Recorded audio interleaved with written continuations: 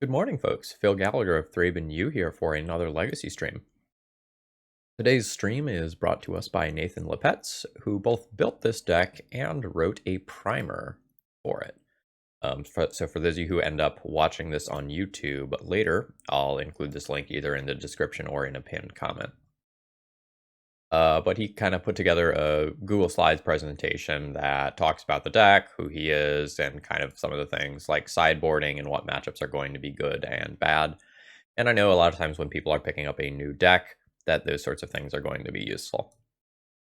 So while I've played Show and Tell before, I haven't played this blue-white version, so I'll have this open in the background, and maybe I can use that to help me out with some sideboarding in between rounds.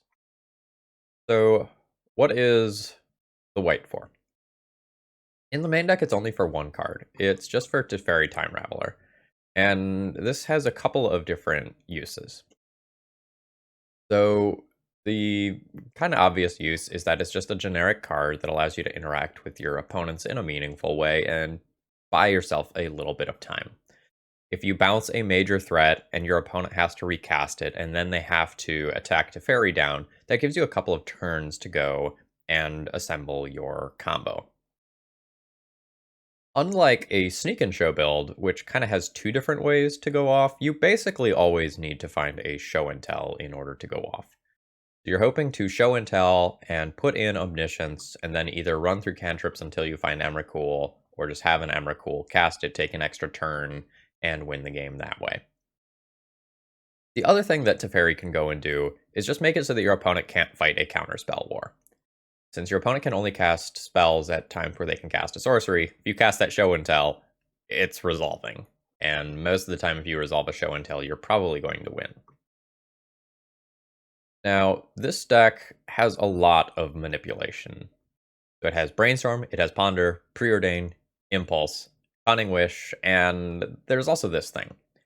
So this can be a land, but most of the time, it's a card that you can cast off of Omniscience. You draw cards equal to the number of cards in your hand plus one, and you have no maximum hand size for the rest of the game. Now, let me tell you, first one of these you cast, pretty okay. You know, you have 3 or 4 cards available in hand, and you cast this for free. That's a great draw spell. However, the second one of those you cast that draws you half of your deck or something ridiculous like that is really gross. That happened to me the other day on stream, and it was brutal. As far as the Cunning Wish goes, most of the time, the stock plan is to just go and get shared summons, which searches for both Griselbrand and Emrakul, and conveniently, that deals more than 20 damage in a single attack, so that just ends the game most of the time. The Cunning Wish does have other targets, most notably Sublime Epiphany, which does a little bit of everything and can answer most spells. Interestingly, there is also a Faith Shield in the sideboard, which gives target permanent you control protection from the color of your choice. And if you have Fateful Hour, which means you have 5 or less life, instead it gives you and each permanent you control protection from the color of your choice until the end of turn. Okay, I think that's mostly what I have to say about the deck tech portion. Remember, folks watching on the YouTube end, if you're interested in seeing your deck on the channel or on the stream, donations are $20 and details are in the comments in the description for how to make that happen. Hey folks, Phil here. Just as a heads up, I had really bad lag issues throughout this league to the point where I had to uninstall the client by the time this league was over. So while the lag issues start out as a little annoying, by the end of the league, it's like essentially ruining the final round. And I just wanted to give you a full heads up about that before this begins. So apologies, but it shouldn't be like this in the next video. Okay, my opening hand isn't necessarily exciting, but I think I can keep a hand that has 4 separate cantrips and be able to find a land. We will just be fetching an island here. And I think I want to start with Preordain. I'm going to bottom both of those. Force of Will is actually maybe okay. But I am looking for lands and I am looking for show and tell, and neither one of these things actually contribute towards that. I'm going to go ahead and bottom both. It's possible that keeping that Force of Will is right, though.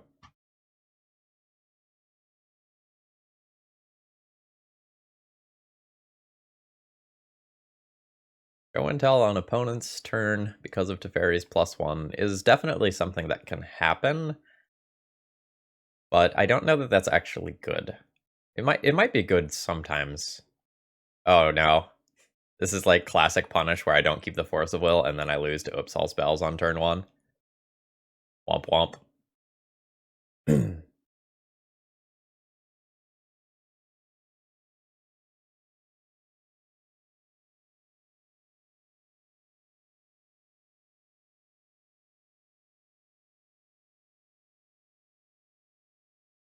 So while my opponent works through their combo turn and decides whether or not they're going all in, the Caracas as a land is not particularly good in this hand, and this hand still has two different... Okay, it wouldn't have mattered. This hand still has two different 1-mana cantrips, and they work so much better in conjunction that finding a land is pretty critical to my success here. Alright, so my opponent can't just go off. I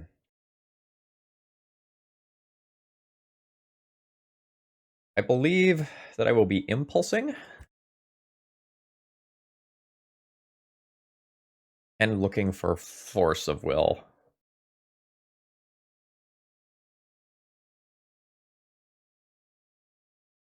There is a world where Preordain plus a Ponder, if I find one, ends up looking at more cards than the Impulse.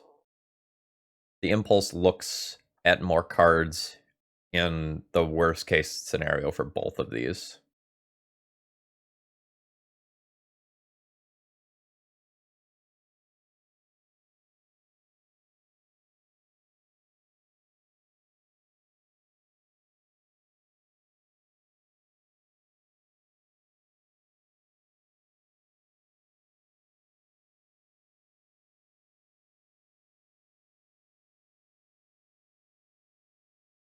Alright, this is not going to be one of the matches in the primer, so we'll have to figure out the sideboarding on our own.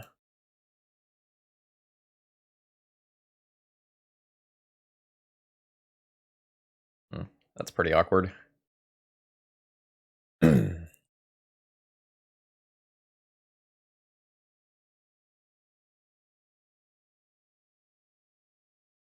don't have a free counterspell in my sideboard, right? I do not.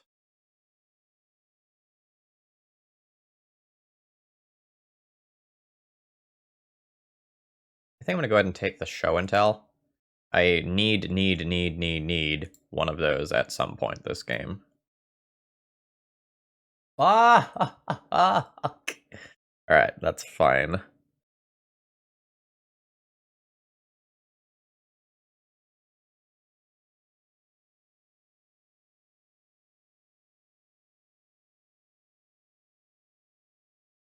That's great.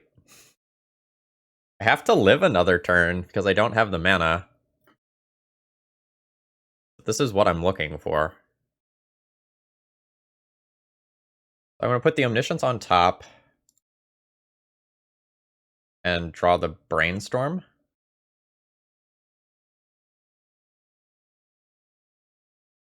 Then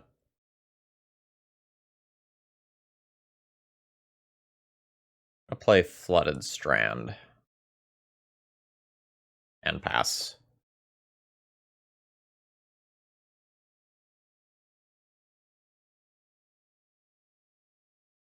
So as long as my opponent doesn't go for it this turn, I have a very easy win. However, if they go for it, things get a little more complicated.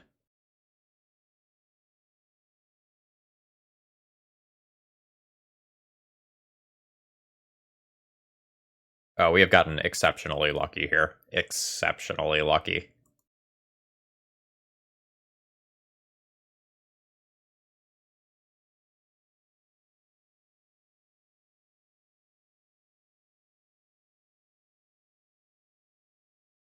I don't even have a Tundra in this deck, period.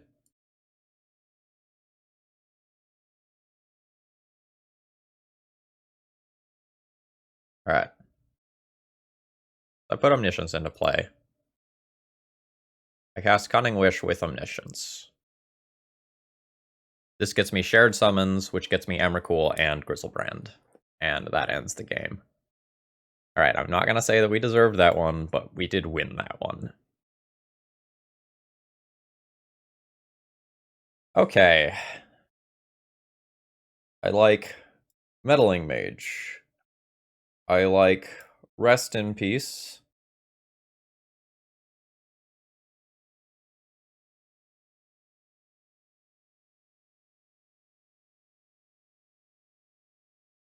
It probably doesn't do what I want it to most of the time. Lusterstorm is maybe playable.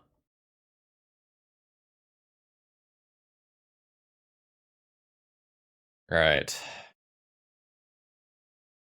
What gets boarded out?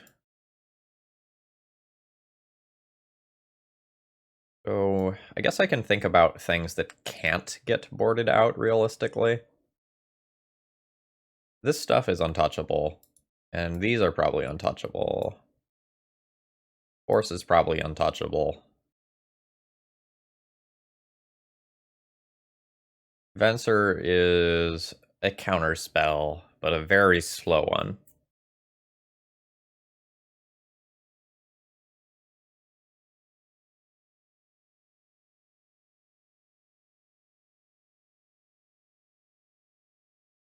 Fairy isn't exactly amazing, but it means that the opponent can't fight back with things like Veil of Summer.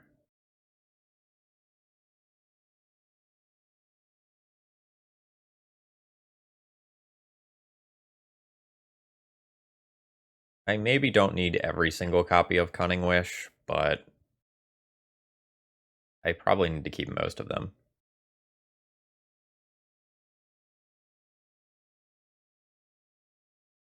I think I'm going to cut all of those for these four, and then cut the Venser for the Flusterstorm. It's pretty awkward though, because the Flusterstorm, while being a counterspell, doesn't answer the cards that I care about most. It just answers the cards that help them get there the fastest.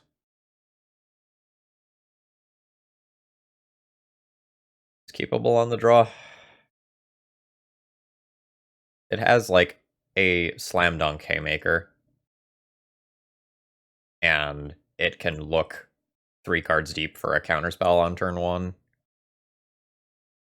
I'm maybe supposed to just mulligan this for some to like go directly to a Force of Will, but I'm not playing Force of Negation as well. I'm only playing Force of Will.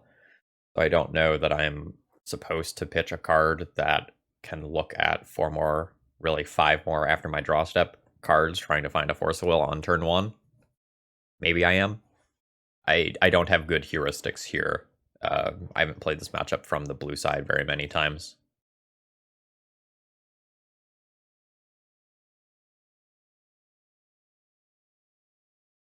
Okay, well, good thing I didn't mulligan to Force of Will.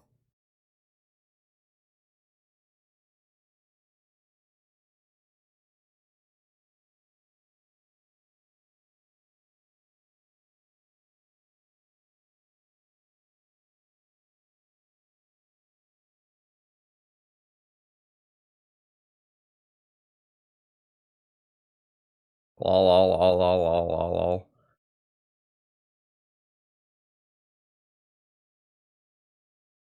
Guess we're just shuffling that. Okay, that's pretty good. So let's see if I either die or get discarded in this turn cycle. Both are bad.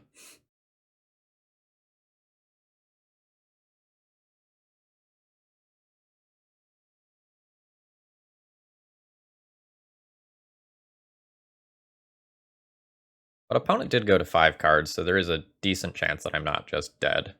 Okay, fantastic.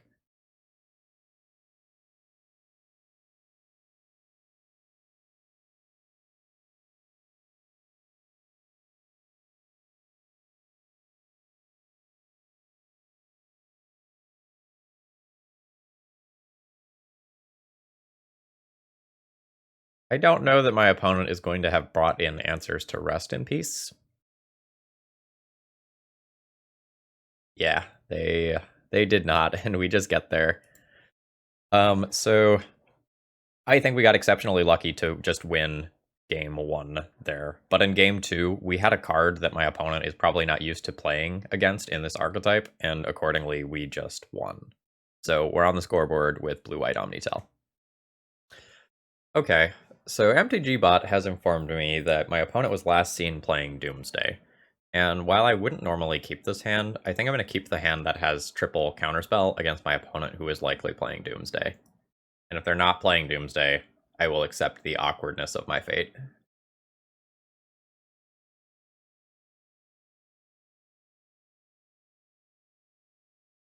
Morning, Marius.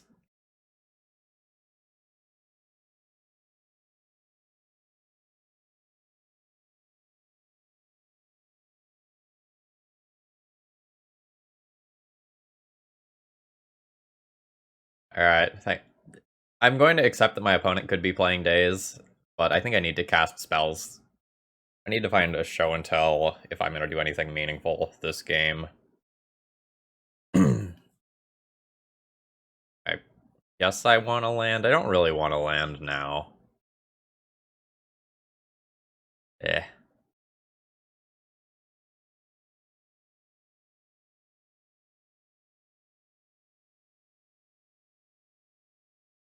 Guess this is fine.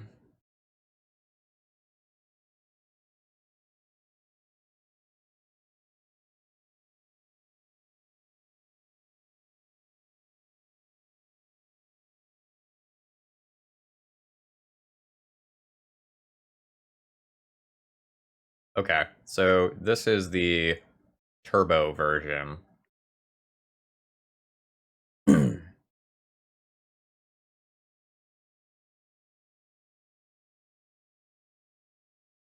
It seeks to win as quickly as possible.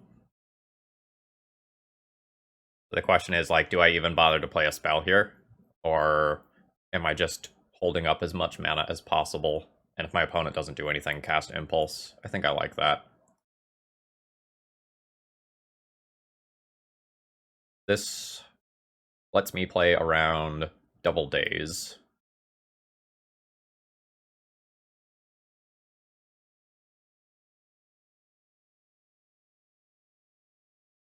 And I am going to fight over the Doomsday rather than trying to fight afterwards, because my counterspells could be rendered invalid later.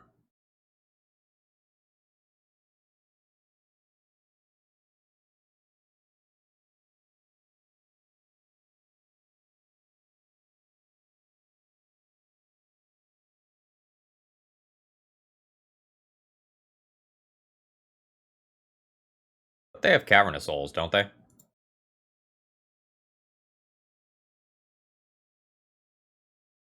Alright, MTG top 8. Let me see if I can find one of these lists. I thought they still had Cavernous Souls.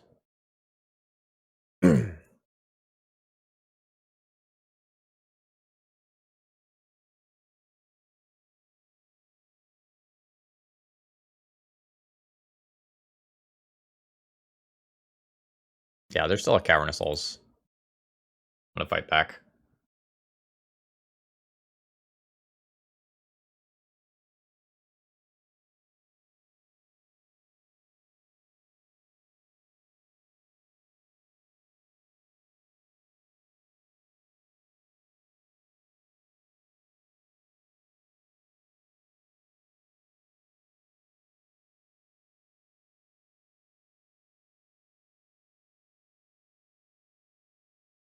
I think it's correct to keep the impulse and try to work towards actually winning the game myself.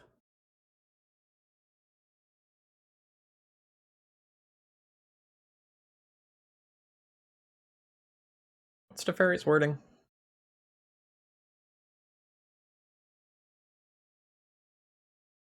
I could just minus it to draw a card.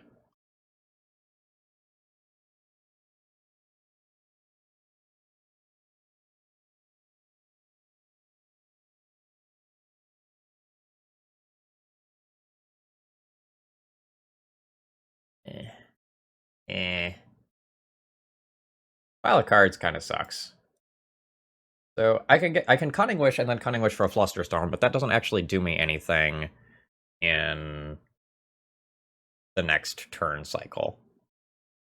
The Teferi can draw me a card, but I've used 3 of my 4 Force of Wills, so the ability to fight back on the stack isn't super relevant. The Venser I don't have mana to cast. The land I don't need.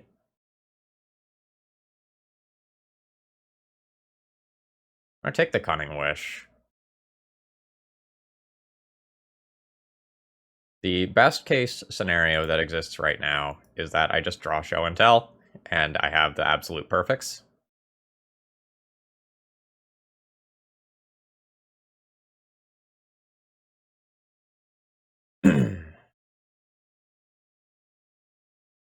I think it's instants and sorceries. I think I'm going to go ahead and Impulse now. That way I can find Ponder. Ponder, try to find Show and Tell, and just win.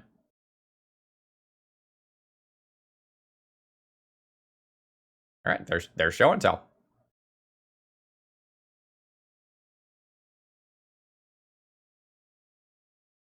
Alright, so next turn we have Show and Tell, Omniscience, Cunning Wish.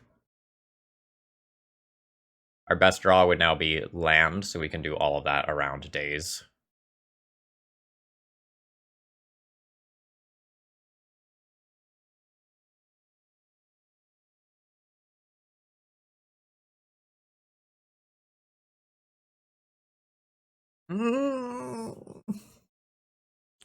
Oh, that's annoying.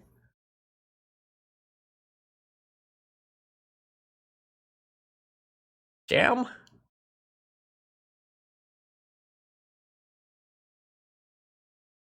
My opponent has pitched 1 daze already, so there's 3 dazes remaining in their deck. I think I just jam.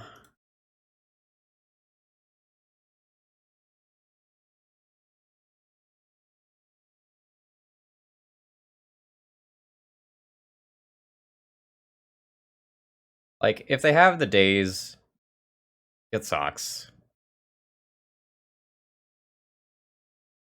But I still have a Force of Will.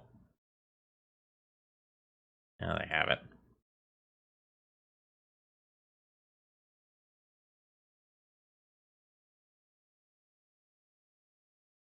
I could force and, like, get my Omniscience into play.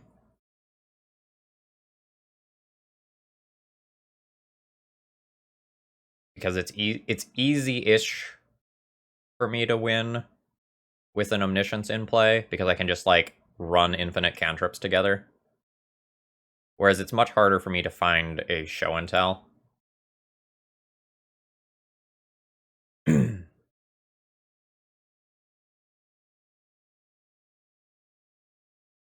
My opponent can put their Underground Sea back into play, notably, that they returned with days, which is kind of cute.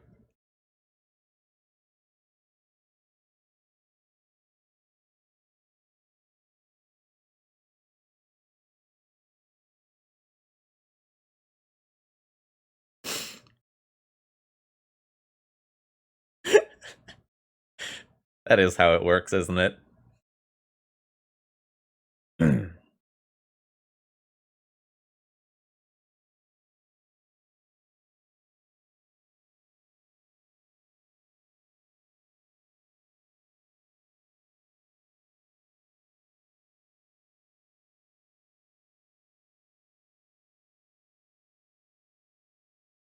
So now they're going to cast a Doomsday. Oh. I am probably dead this turn.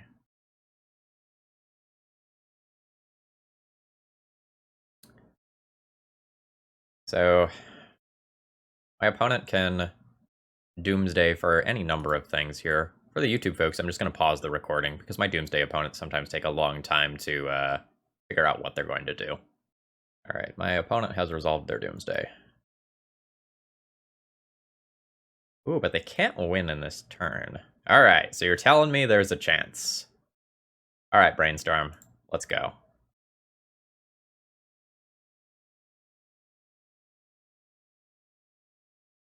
That's actually pretty good. We'll put back this,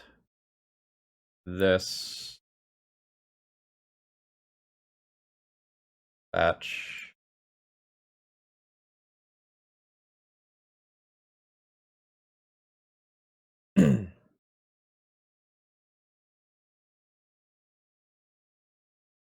So this will just be a draw 2 for free. I'll keep both of these.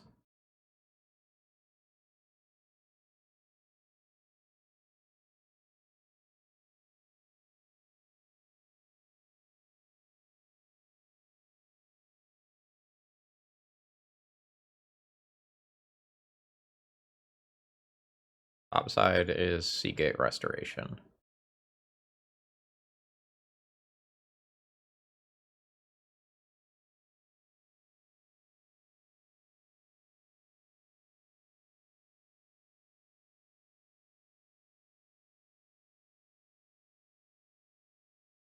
This does say up to, right? Turn up to.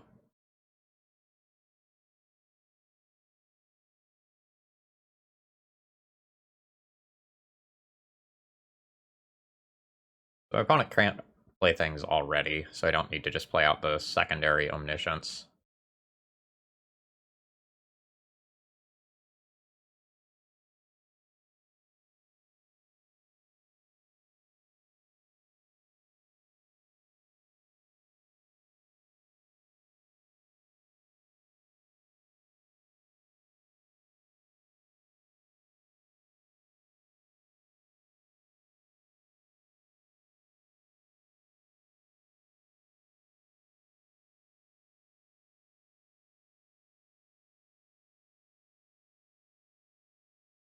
Oh, I can bounce to Fairy with Venser.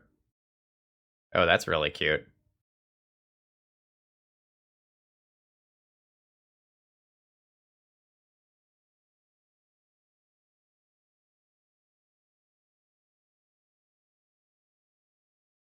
Guess I don't need either one of these.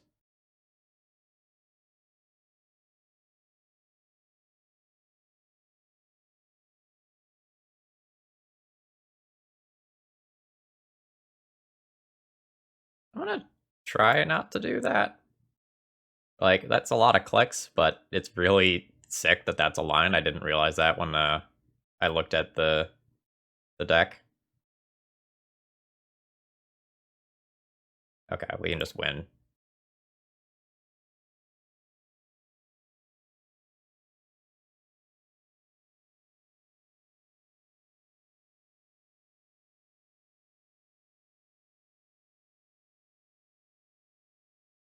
Did I not click 2 creatures there? Grizzlebrand is highlighted. Emrakul. Oh, I just need to hit OK. I see.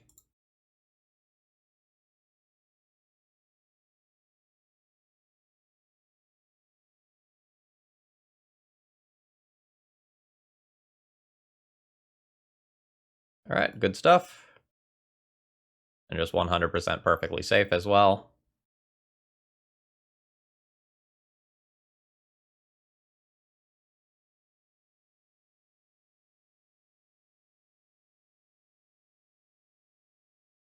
All right, good stuff.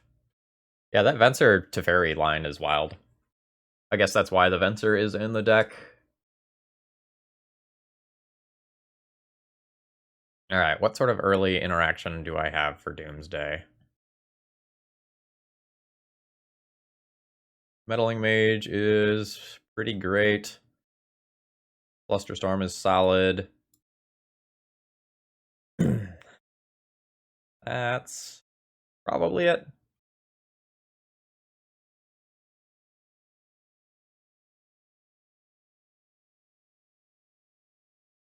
So now I need to trim 3 cards.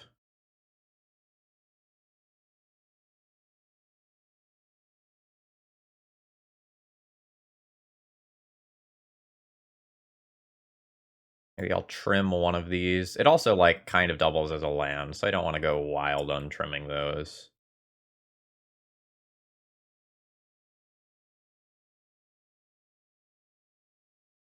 Actually, Doomsday is probably one of the ones that is in Nathan's sideboard guide. Yeah, let's find it. Doomsday. Alright, Nathan says to also bring in Boseiju. Alright. Take out 1 Impulse, 2 Preordain, 2 City of Traders. I'm going to trust the person who wrote a primer here. And whack submit. Fine and Andy, don't view Teferi's bounce as the important side here. View the static ability as the important side. They can't counter your stuff, and you gain the ability to be the only one who gets to interact on the stack.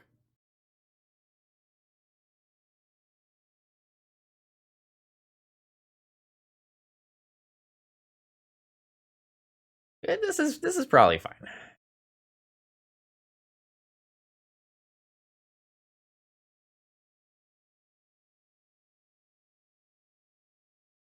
I like this better against the slower version of Doomsday than this faster version of Doomsday.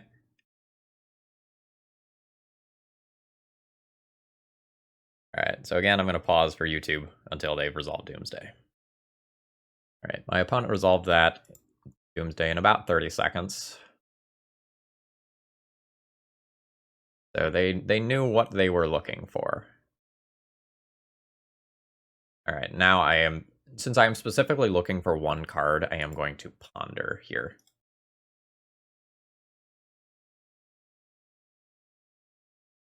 It is largely going to be Force of Will or Bust here. Yep, none of those cards are named Force of Will. That card is also not named Force of Will.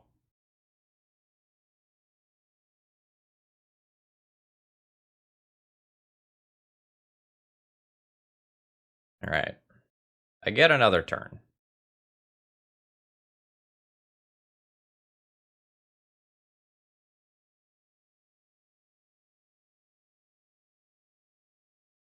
Alright, so this is just uncounterable Thassa's Oracle, and I die.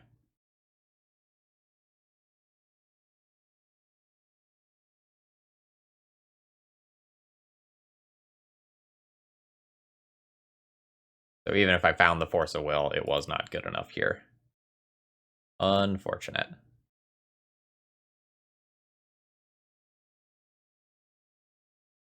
That's okay. Like, say la vie, so it goes.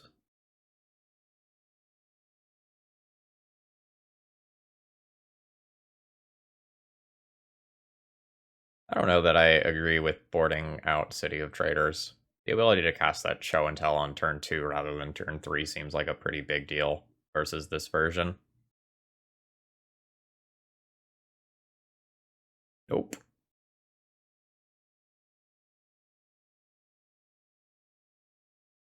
This is pretty good.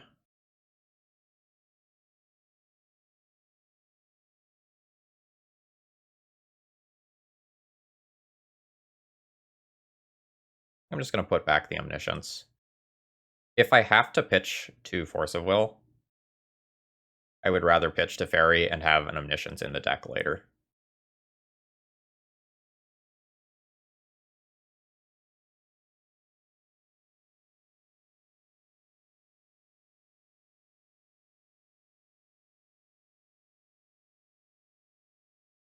Duress is really good here.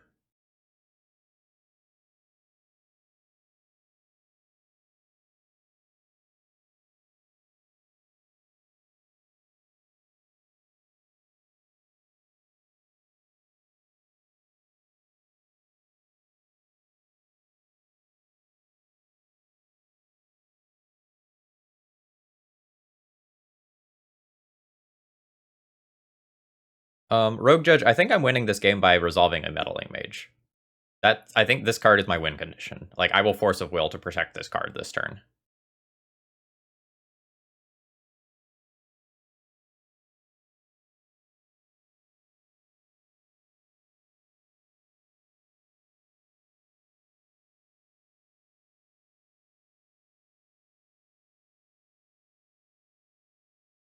Rogue Judge, what I mean by that is that Omniscience plus Show and Tell plus something else is a way to win the game, right? Meddling Mage attacking 10 times is a way to win the game. I think I win this game by attacking 10 times with Meddling Mage. So if something goes right and I resolve Meddling Mage, it goes all the way and I don't need a win condition. If something goes wrong and I lose Meddling Mage, like to say Thoughtseize or something like that, I want to have the Omniscience in the deck so that my plan B still exists. Okay. I have an acceptable opening hand. I'm going to go ahead and keep this one. Our Preordain has to get lands, though. Like, that's the plan for this card.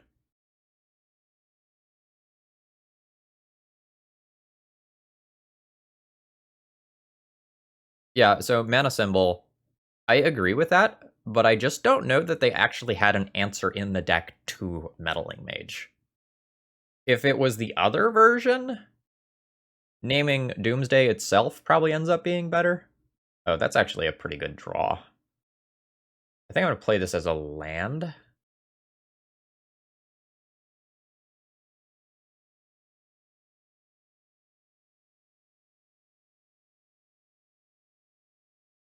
Yeah, beautiful. I like both of these.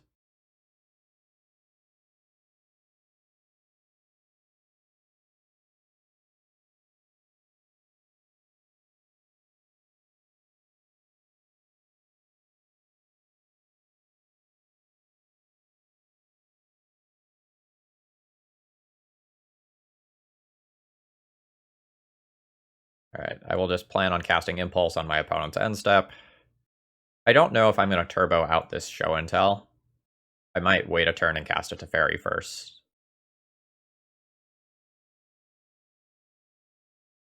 That plan becomes slightly worse with an Ice Fang Coatl hitting play. But still might be fine.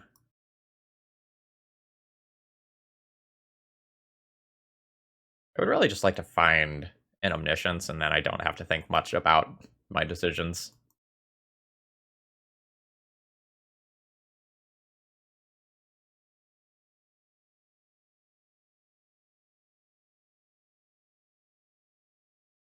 Sure, it could bounce that Coatl with Teferi. Oh, there's an Omniscience. Yeah, we'll do that.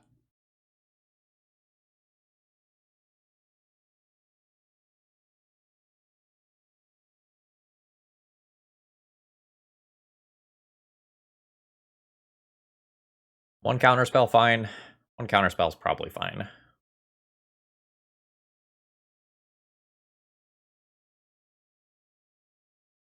Is it safer to just do Teferi, though? Like, cast Teferi this turn, just plus Teferi. Make opponent dedicate resources towards beating that. It might just be safer to play this game slower. I think I could probably win by jamming here. But this is something that really requires a counterspell or, like, Ice Fang plus some other card to deal with it.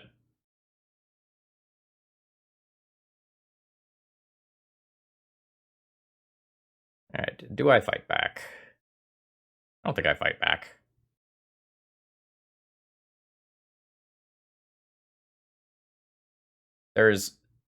So, the only way they can kill Teferi if... Actually, it's really hard to kill Teferi if Teferi pluses. Maybe it's better to fight here.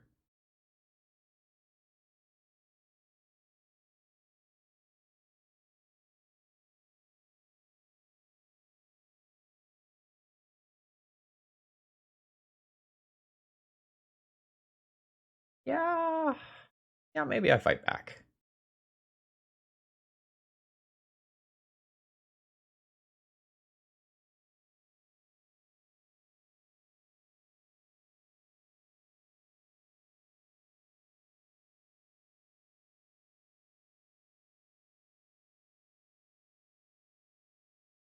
Yeah, so Teferi starts at 4 loyalty, but pluses to 5. So I can play around Ice Fang Coatl plus Elk by plussing.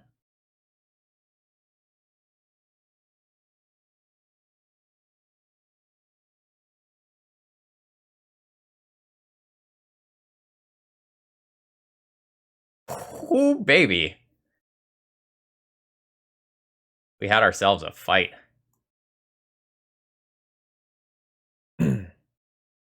That's okay. So that's 3 of my opponent's 4 Force of Wills, so our show and tell is incredibly likely to resolve.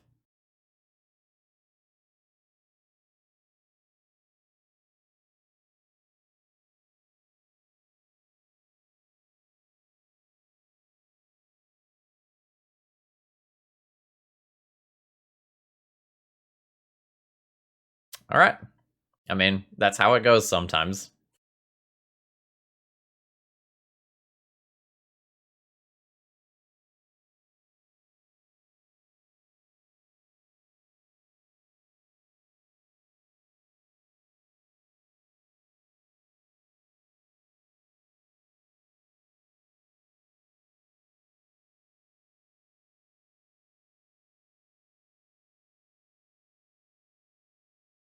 I'll go ahead and brainstorm. Not great. We're gonna have to impulse through most of this crap.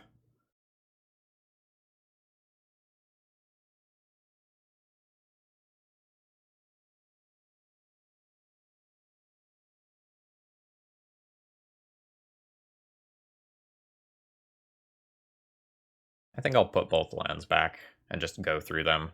I can play Seagate Restoration tapped as a land if I need to.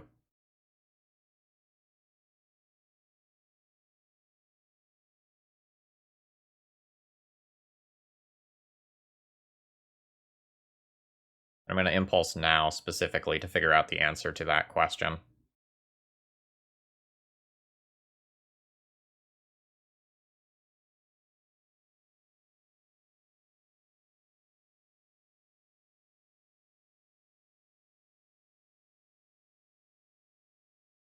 Mm, 3 life acceptable. 3 life's super awkward when I have a Grizzlebrand.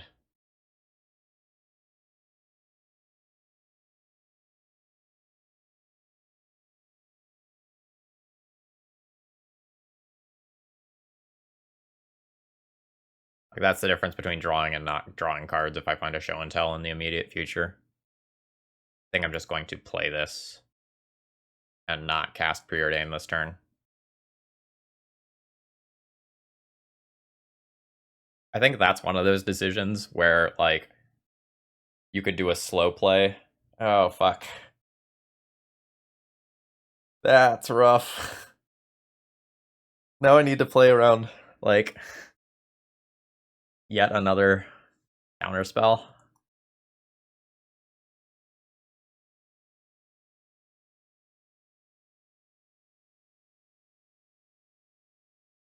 Alright, let's Preordain and try to find a Teferi. Not Teferi. Cunning Wish do anything cool here? It's an upgrade over Grizzlebrand if I actually can win the game.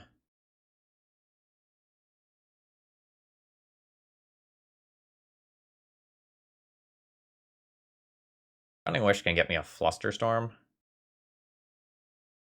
I still don't have the show and tell in the first place. I think I need to bottom that. I'll take the Ponder.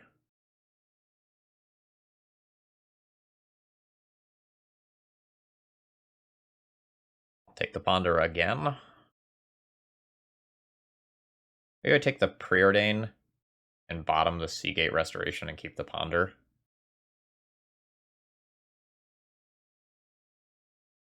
Yeah, let's do that.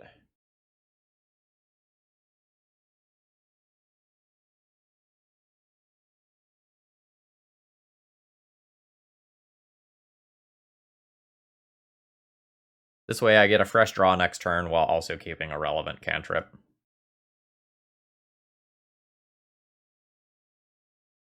My opponent can't really put a 3-mana card into play, which is nice. You again.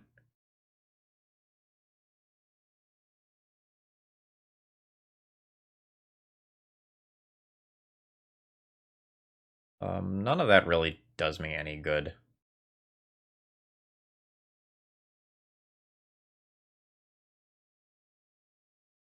Alright, that's the fourth one of those. That seems like a bit much.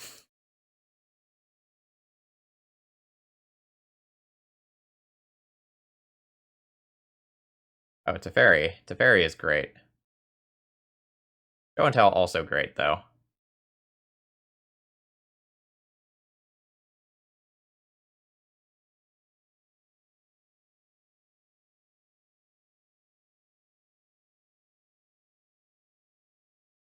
I might just have to take the Show and Tell here.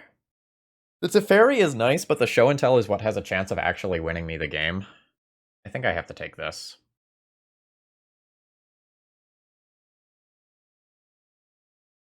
Alright, now, is a Seagate Restoration a land? Or are both spells? One of them is getting pitched to a Force of Will, in all likelihood.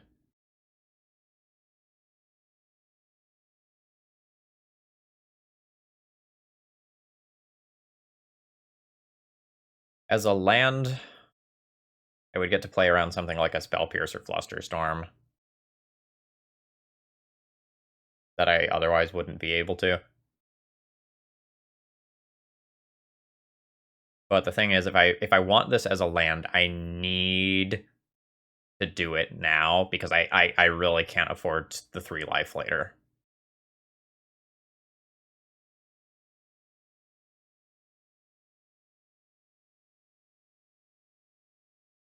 I'm not going to play it as a land.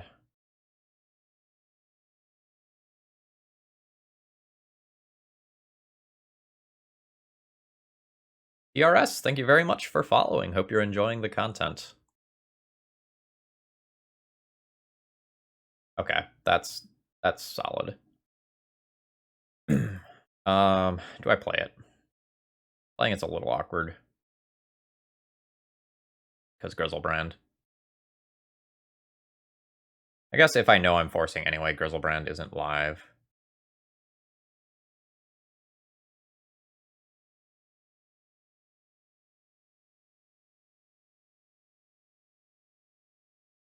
Alright, so let's try it.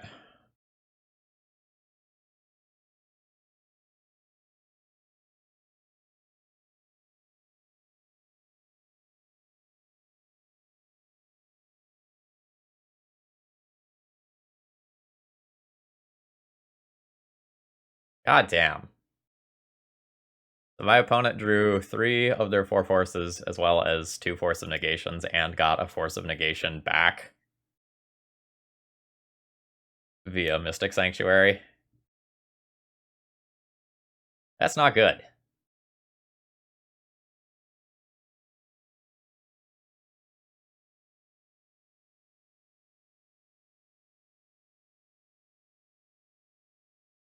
We get a few more turns, but now my opponent can probably play a, 3-mana Haymaker that has been sitting in their hand.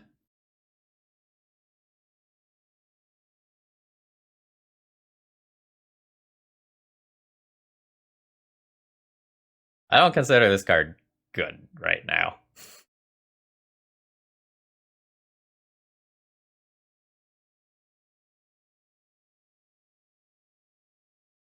Alright, so we get 2 turns. We attack for 4 next turn, and then 4 the following turn, and we're dead. Oh. A little late. 1, 2, 3, 4. We only have 5 mana in play. I can't just cast this to draw some cards. So we need to spike Show and Tell next turn.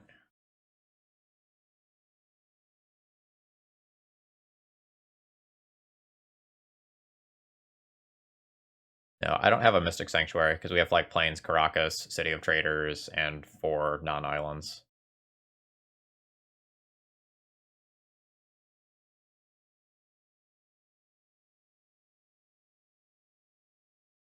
No, absolutely not fetching to thin. It's way more important to be able to use cantrips effectively in the next turn cycle. Maybe I should have just, like, fired that force off on that brainstorm.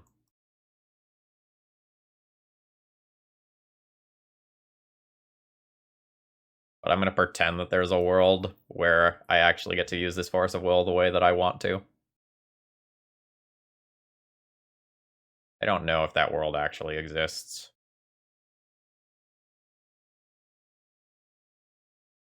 Dead. Cutting Wish can get a Swords to Plowshares, I guess. Cutting Wish for Swords to Plowshares, Swords to Plowshares, Elk. I get another turn. Sure. That's feel bad. Oh wait, no, I don't get another turn because Oko just pluses on Ice Fang Coatl. But if I do it in combat, maybe I do. Like, they don't Elk the Snake to play around that exact fringe line.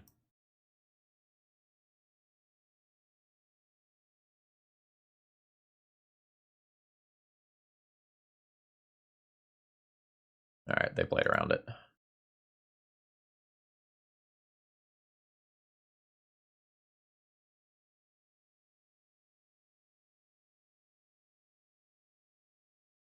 Good line from the opponent. It plays around one bounce spell or one removal spell of some kind.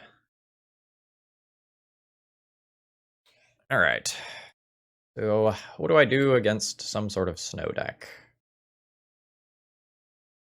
Control non-wasteland. Okay, those are all lumped into the same category. It says bring in Boseiju, one Flusterstorm, and then there's some conditional statements. If you expect Meddling Mage, 2 swords are needed. Let's not expect Meddling Mage. It could be there. Let's board out 2 City of Traders and 1 Impulse.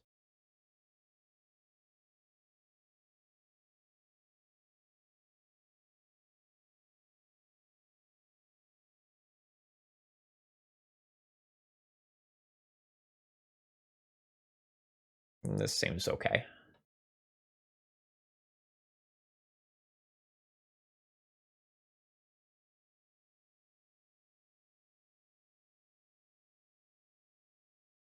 Yeah, Hatless Gesture. Once we have Boseiju, which they theoretically probably can't take off the table, it becomes a lot easier to resolve a critical spell as the game goes really long.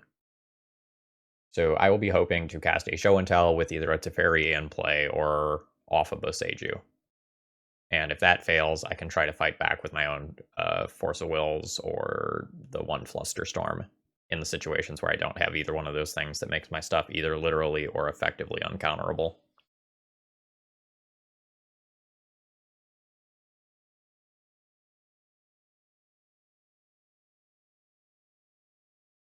Yeah, it's possible I'm supposed to bring in 1 or 2 Swords to Plowshares, but I have to start cutting cards like maybe Island or Preordain in order to do that.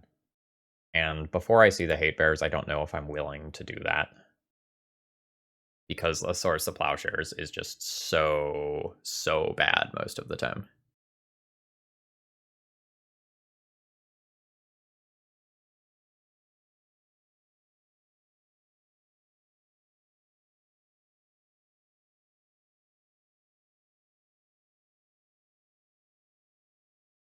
These fine.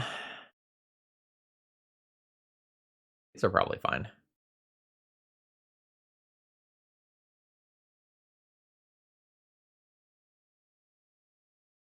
So this gets me Omniscience plus Cunning Wish.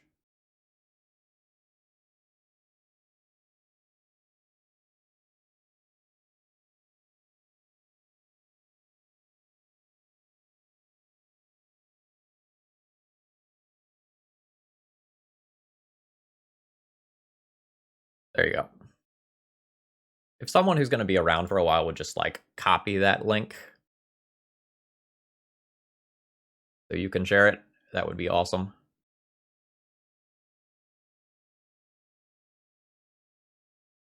My next card down is an Impulse, which is totally fine.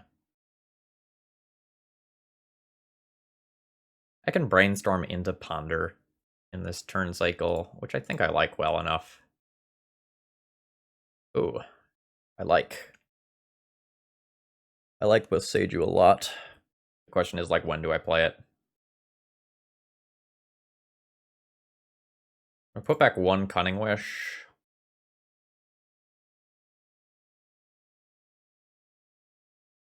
No, Mana Symbol. I don't want to make a mod command for just, like, one stream. But yes, if I was doing this more consistently, I would do that. I'm fine with keeping all these cards. I can just play Boseiju now.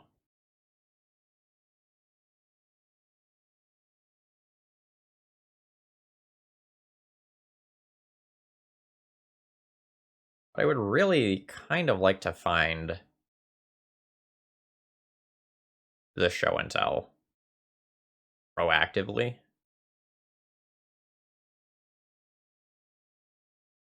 I don't think I'm going to play it this turn.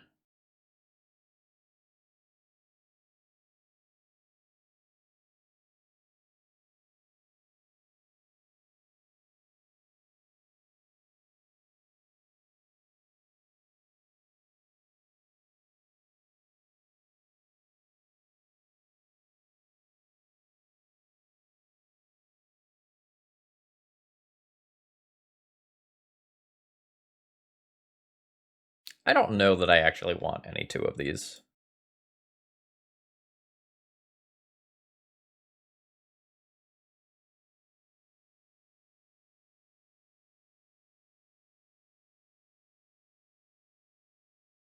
I don't know if my opponent will have boarded in back to basics against me. It's possible.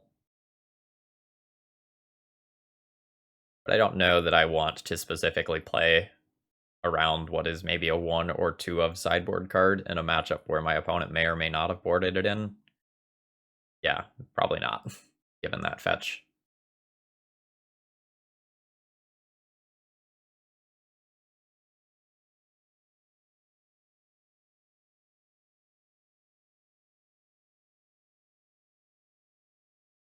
Instants or sorceries.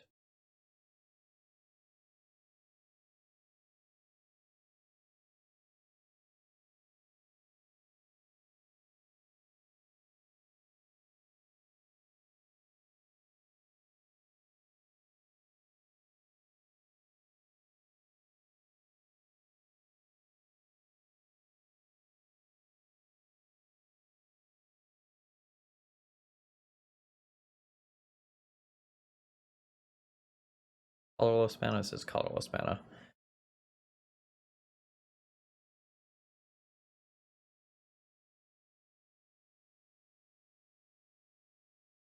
I think I'll ponder normally. I could brainstorm and try to shuffle away this Omniscience at this turn cycle, though. I think I like that. The second one just has no value for me currently.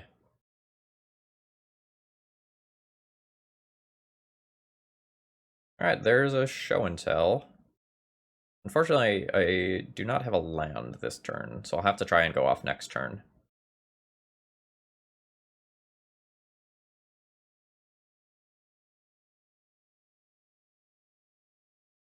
I'll put back an Omniscience and a Cunning Wish. Now, life totals. I'll go down to 15, and I'll go down to 12. I can still do a draw 7 at some point if I need to. So I'll just do the uncounterable way of shuffling my library this time around.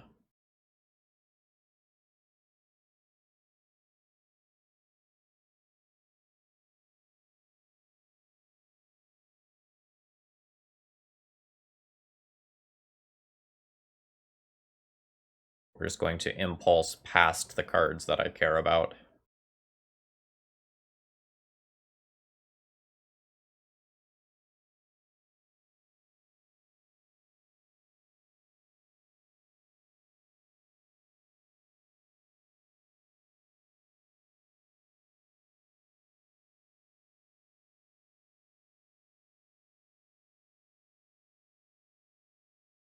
Alright, there's a Canonist, so I can impulse and try to find an answer to that.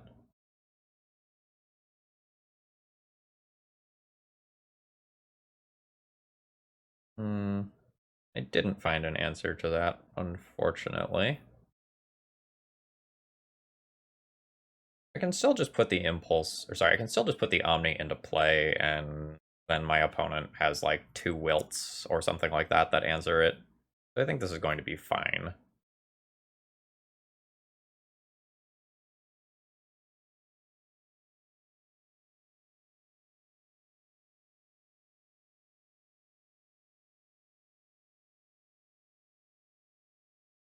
Alright, sorry Dino Cat, but like, we don't need to shit on the opponent by calling them stupid. Like, you can say they misplay or whatever, but like, come on.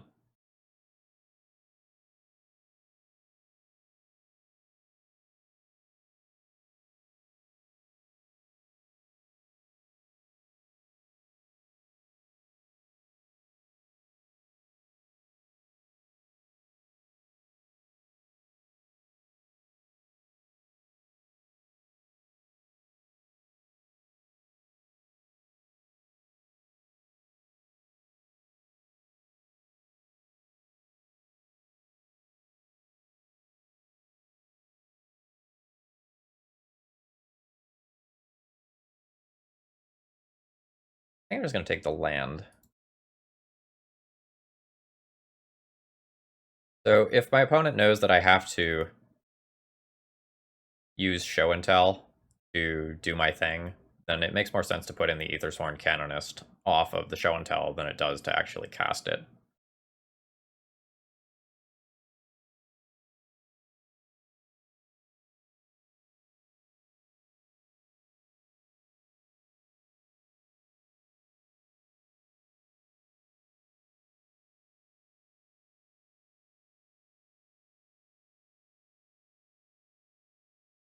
So this turn, I get Omniscience. On my opponent's turn, I can get Cunning Wish.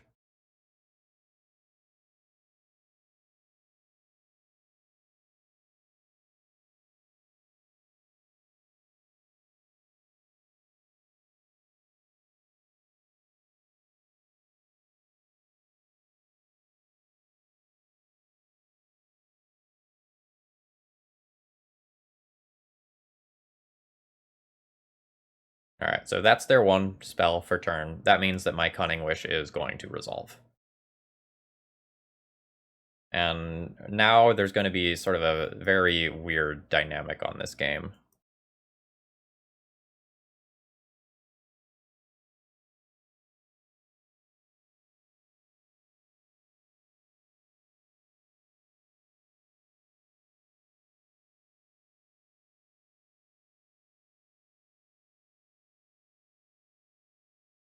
Alright. Do I just want to remove the Canonist?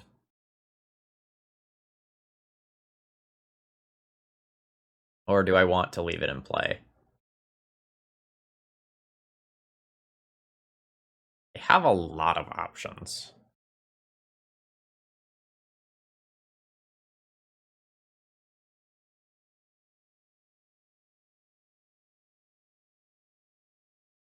And I don't know what's best. I can just like fetch Swords to Plowshares this, and then cast a whole bunch of things off of Omniscience, but that's counterable. I could Echoing Truth.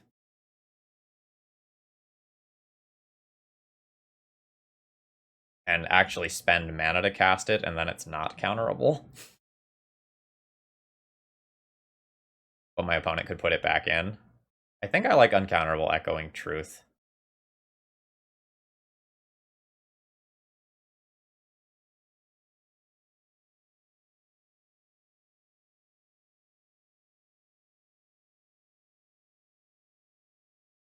Alright, didn't get wilted, so that's great. Alright, so I just want to cast this and bounce the Canonist.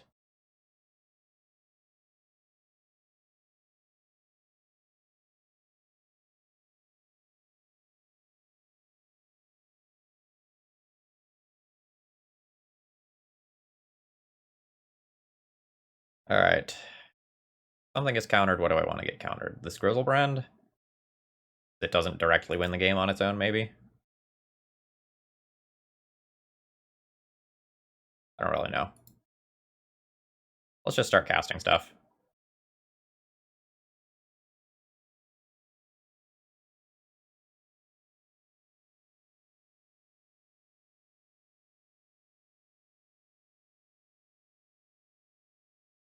Let it go.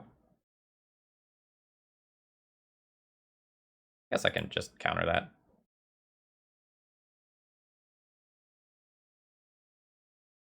Only a little annoying if opponent has, like, Veil.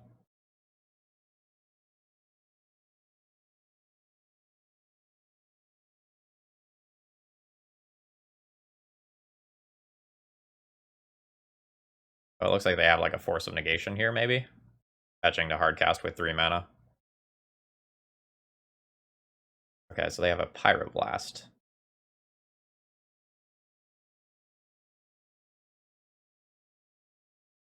My MTGO client has been laggy since one of the recent updates.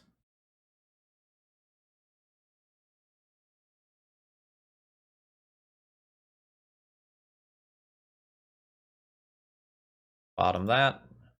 Top this.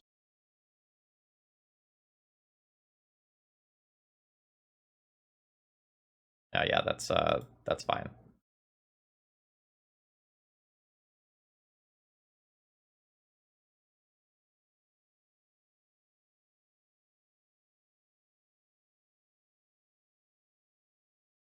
Alright, good stuff. Yeah, Magic Online as a client has a whole bunch of problems. Oh, shoot, we've used a lot of time, apparently. I don't know where exactly I used that time. Thought that was game 3.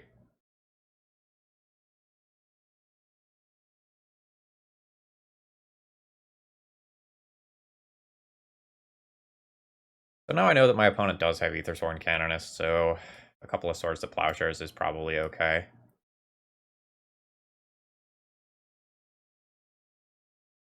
Guess we'll cut 1 Island, 1 Preordain.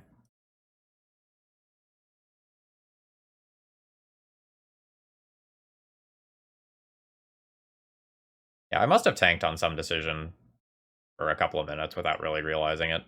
Oops.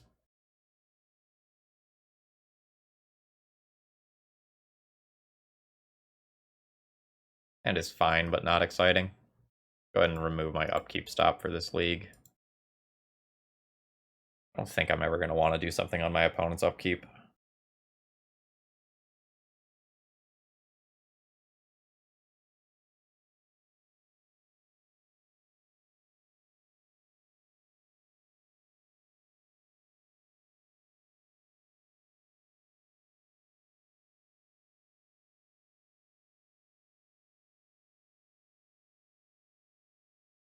I need 1 land. I don't think I need 2.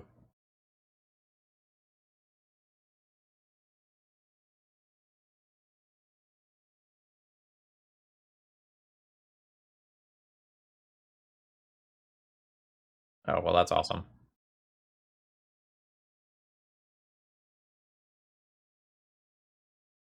So I'll plan on casting Teferi to try to make my stuff uncounterable.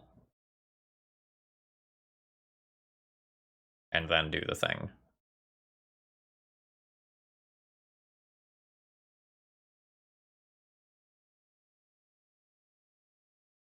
I'm not going to Swords to Plowshares that. The Swords to Plowshares exists for Aethersworn Canonist. That is its purpose.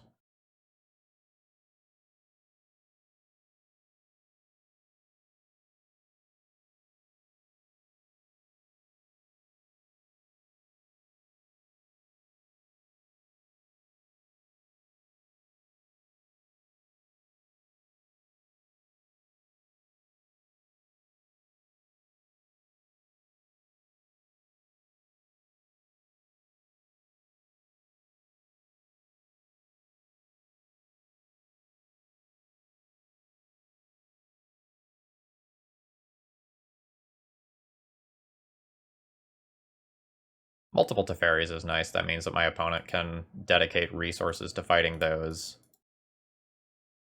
And then I'll do my thing once one of these actually sticks. I don't expect the first one to, because my opponent showed me a bunch of Pyroblasts.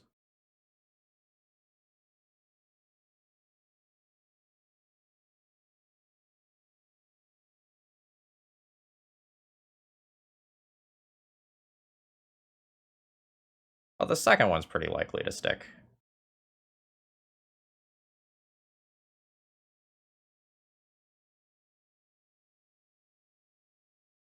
Don't mind that at all.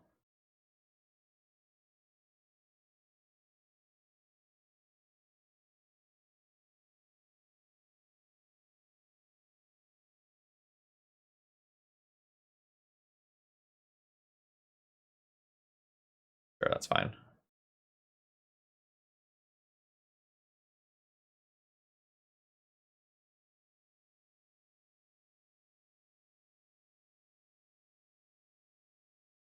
So now my opponent can Mystic Sanctuary and put one of those counters back on top of their deck. That's a little bit annoying. It is what it is, but a lot to play through.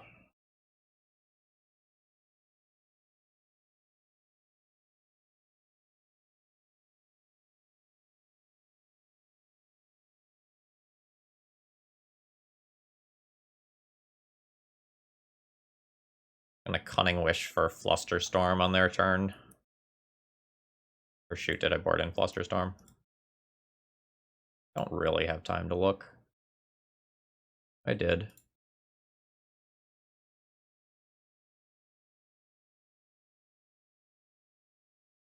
Maybe I just Impulse then.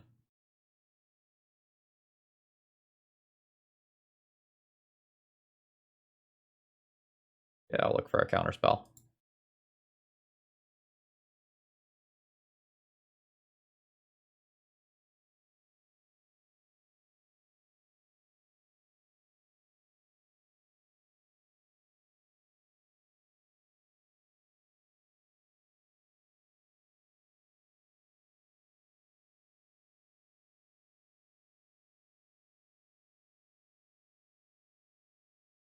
If I had more time on the clock, I would play more patiently than this, but we gotta go.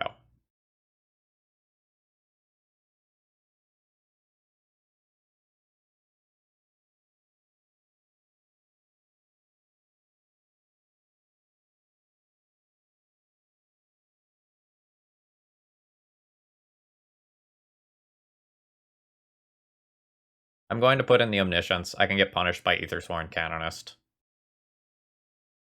But I'm not going to play around that.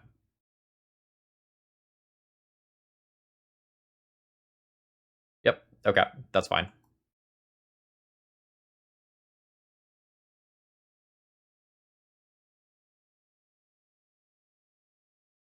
Okay, opponent has to have one of their probably 2 wilts in order for this to super matter.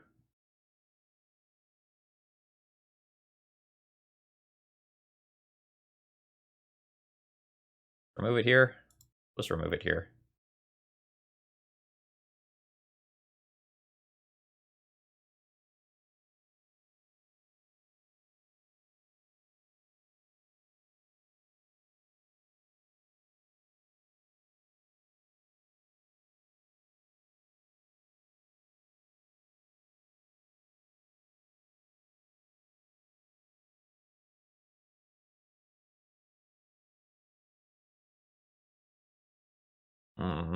All right, let's just let's just get punished by the exact things that beat me.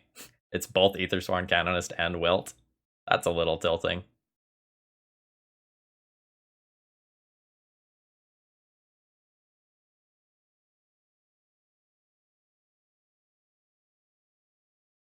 Yeah, they had to have both of those things in order to beat the line that I took. Like, it's okay. I knew that when I made that decision.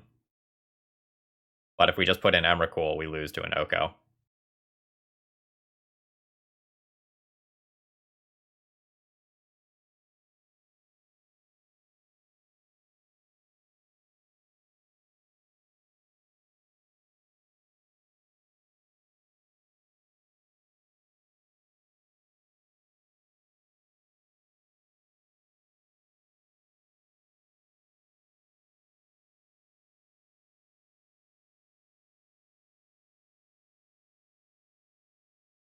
The reason that I'm casting that Venser there is solely because I need to put something into play. I don't know, maybe I should just keep that because, like, Force of Will into Emrakul is the only way that I can win in 19 seconds.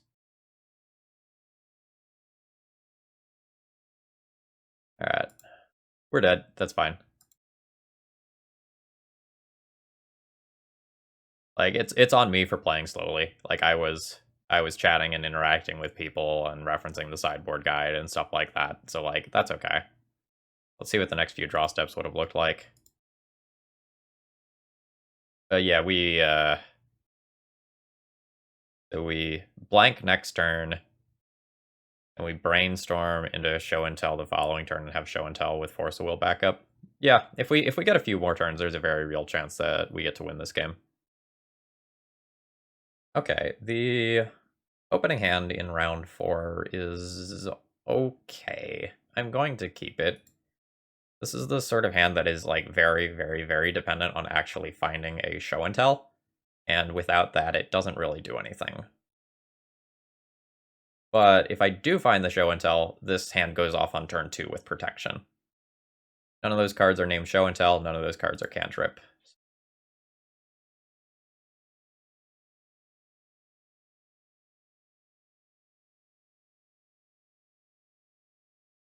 If I have to Force a Will something, this hand becomes exceptionally awkward. Because I really have nothing at that point. Okay. Delver.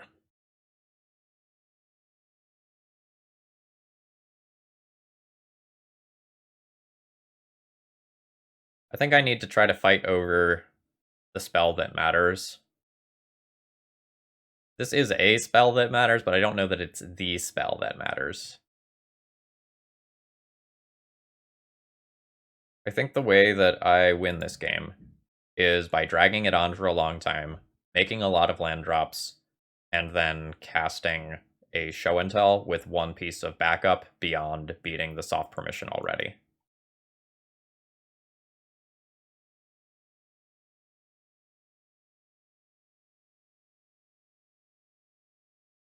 Yeah, I'm okay with being put on a clock.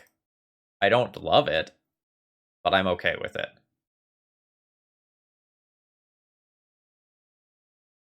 My so the issue is that my hand kind of does nothing. And with only a single piece of interaction, if I fight over the Delver and then they just play another threat, I'm in the same position, but notably worse. Oh, okay, I see. It does suck that we have just drawn lands 2 turns in a row after, like, trying to take a couple of turns to set up and play this slow.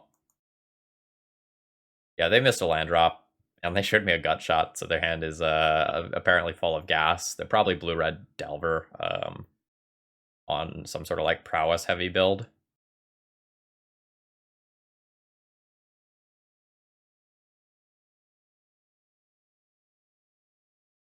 Yeah, I mean, I do want to be making land drops. You do have me there.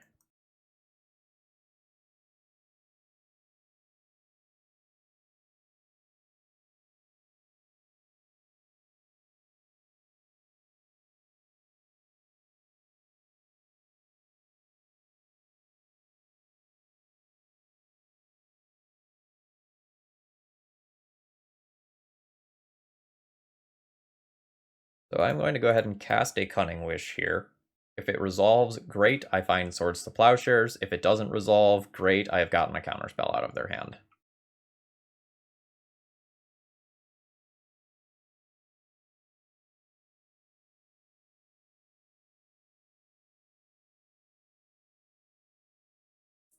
J, thank you very much for following. Hope you're enjoying the content.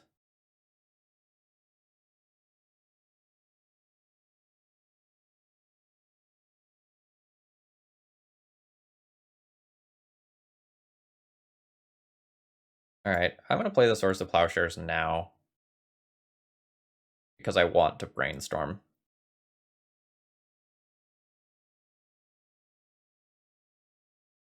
Oh, I think I want to brainstorm now as well.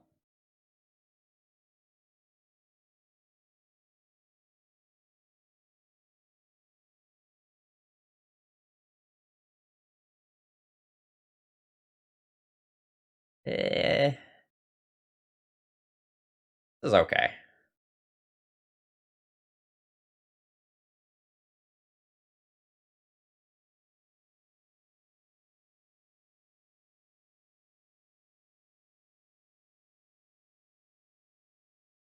Yeah, you can pitch the Seagate, whatever it's called, to Force of Will, since it's blue on the front.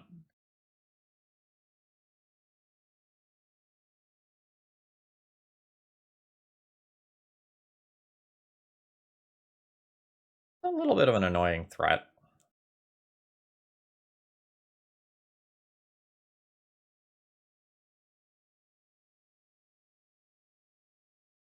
Specifically because it's good against my Teferi bounce, which I really want to be using for tempo.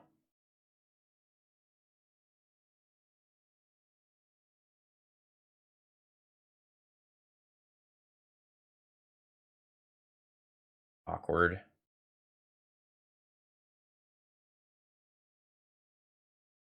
Not really, because I use three mana to bounce this, and then I just get attacked back right by it the following turn, and I lose the Teferi, which I'm trying to keep in play for its static ability.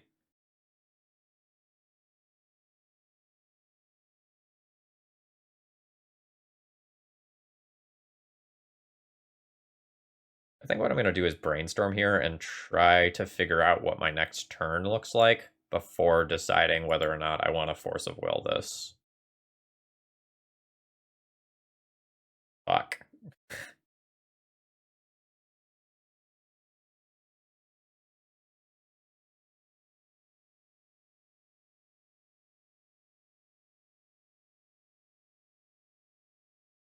I am going to Force of Will this.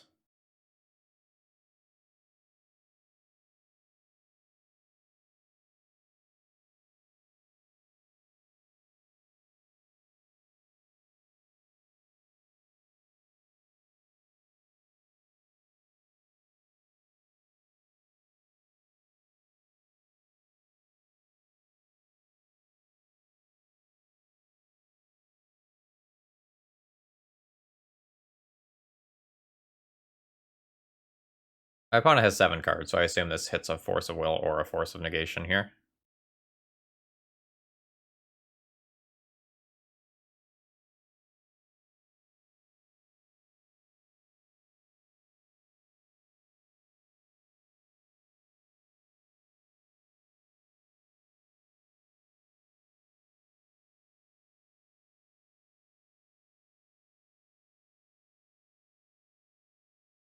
This is not a great time to be brainstorm locked.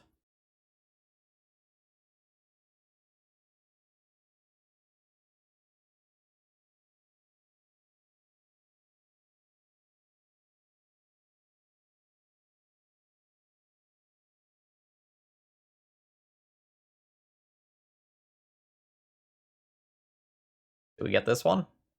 We don't get this one.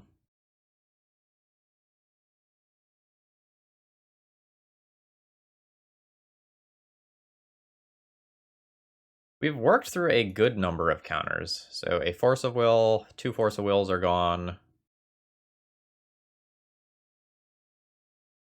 We do know that the opponent has Gut Shot, though. That's something that we can keep in mind for the future. I think of my opponent's upkeep. I'll go for a Venser, so I'm going to reset this stop.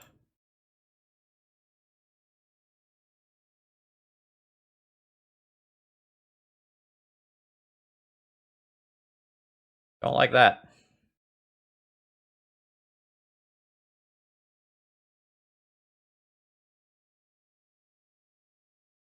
If my opponent has Daze and casts it, then I am dead to a Bolt.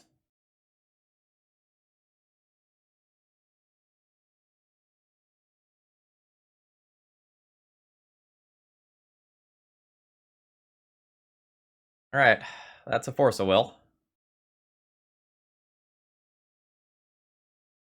So I expect that I die this turn. Like, I can die to the Gut Shot that my opponent showed me earlier if they didn't shuffle that away with their Brainstorm.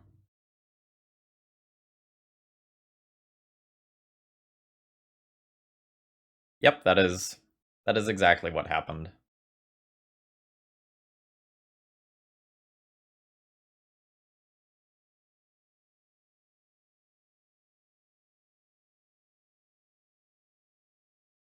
Alright. Figure out what to do versus Delver.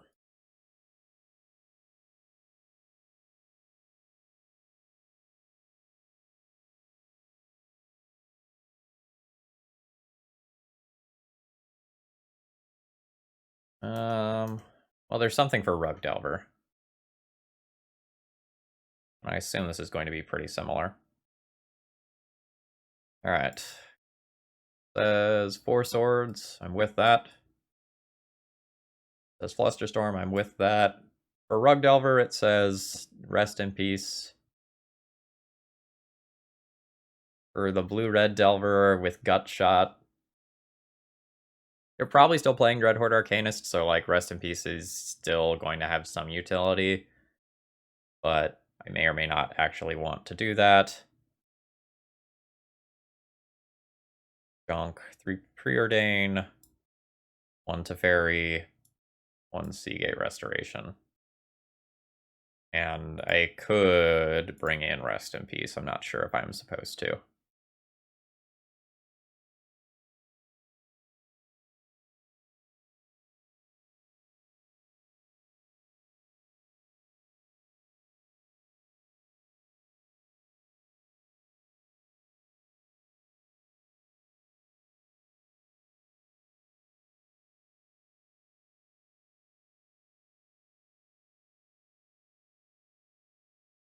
This hand doesn't really do anything. I don't have the white mana for this. The City of Traders is bad versus Wasteland. This Impulse is slow.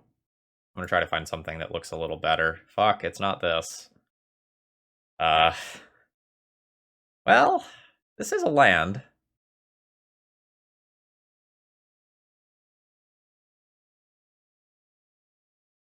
I guess I already have my win condition in hand.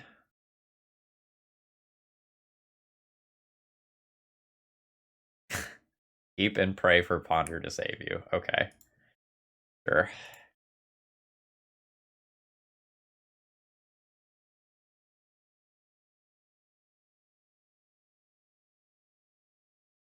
I think I start with this land. It's awkward.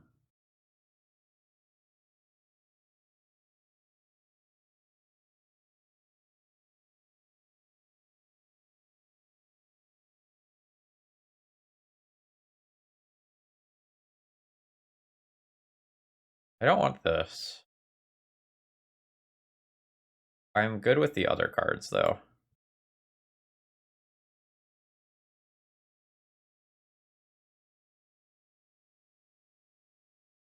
So I theoretically have 3 lands for Show and Tell, plus the ability to force to protect it.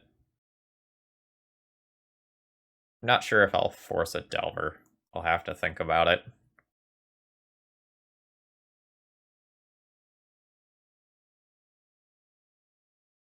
Kinda want to force a Delver.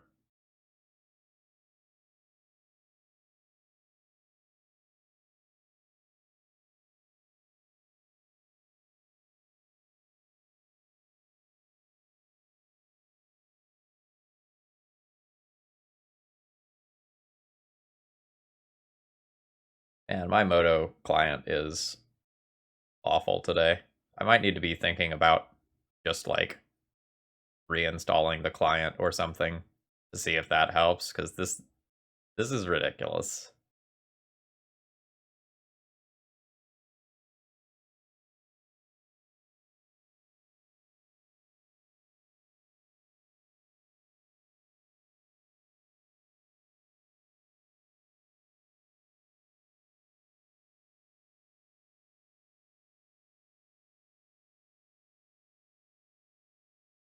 Alright, I like that. That gives me something to do end of turn.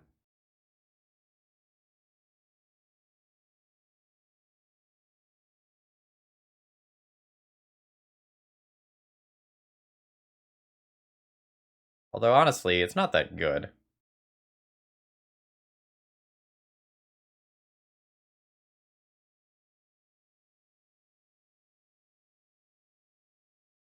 I maybe should have Cunning Wished while that was on the stack, actually. Yeah, that was a misplay. I should have Cunning Wished while that was on the stack.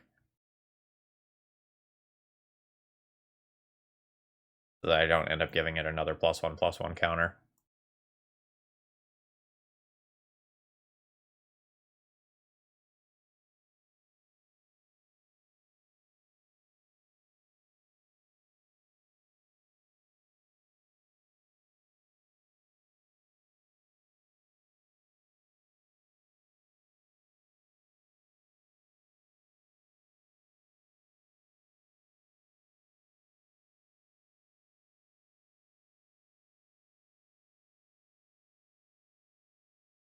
I'm going to get my basic planes here. I don't super want it because it becomes awkward if I end up getting wastelanded. I want this card to get countered. Yeah, because it doesn't actually get me anything that matters. That was a bait spell.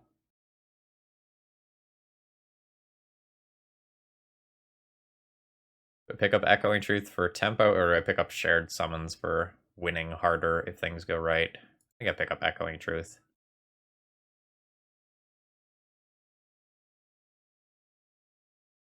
Are we going?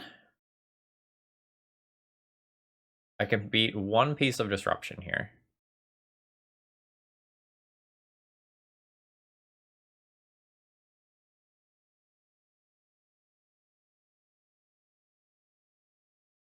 My opponent has to have 2 free counter spells in order to beat me.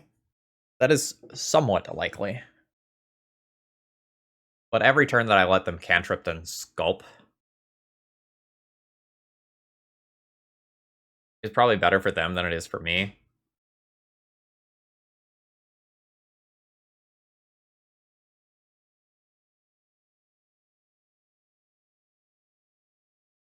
I can play this more patiently. Like, I can try to find more land drops to play around Dazes. I can try to find a Teferi.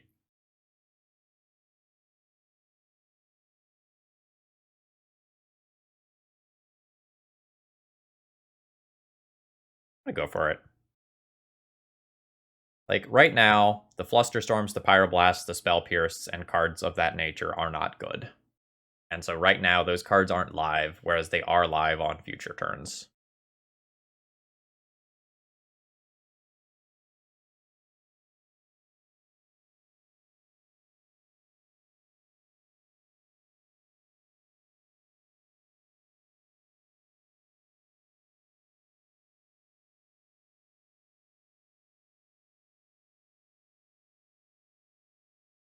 Alright, do we get there?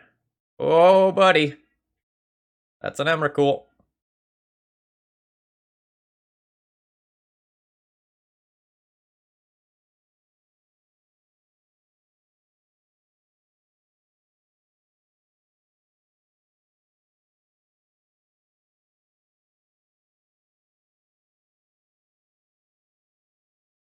Nice. Okay. So, I'll be keeping this opening hand. It has an answer to an early creature. It has a counter spell. While it doesn't have the pieces of the combo, this is a fine start to a hand.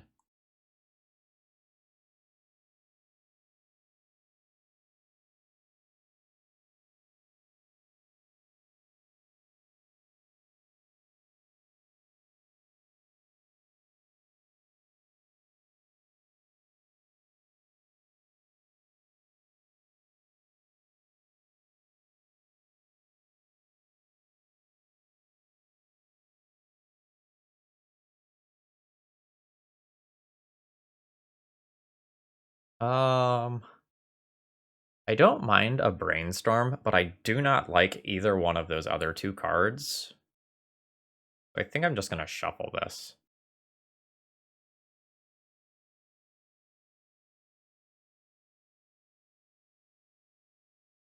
Yeah, I've never had, like, MTGO problems with it running for hours and hours and hours.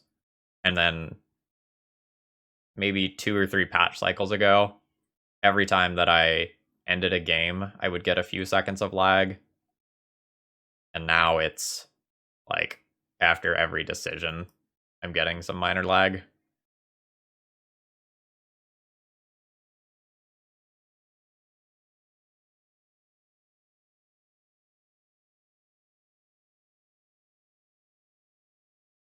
Yeah, these Seagate restorations have felt a little bad. The the life price of these is kind of high. The fact that they're wastelandable is kind of high. We did win a game with it, like by just casting a Seagate restoration into a Seagate restoration. So like the card definitely has text, but I don't know.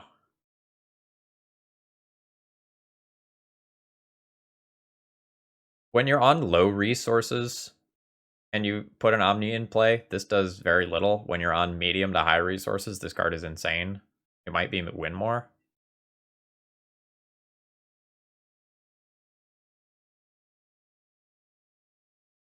Turn cycle is really awkward. Because my ideal sequence is Ponder into Swords to Plowshares. But then my Swords to Plowshares can get dazed, and my Swords to Plowshares getting dazed sucks.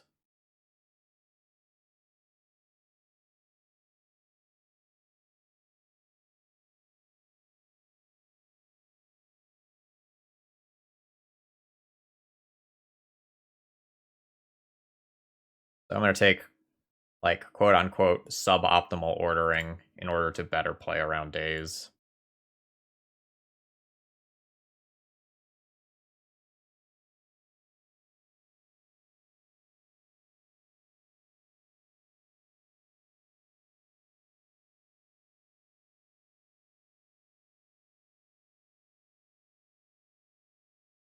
Yeah, this is Nathan's list.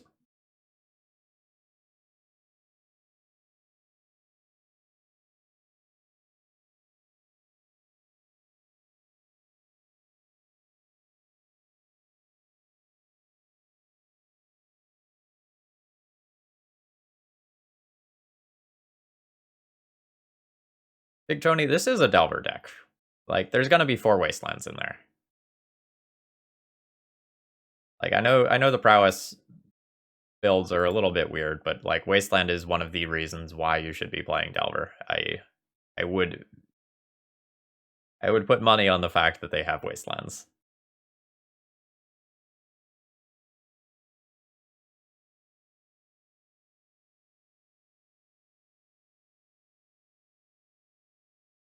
Yeah, Nathan's had some rough times recently. If you end up liking this deck, or you know, you enjoy the sideboard guide that he put out, show him some love on Twitter.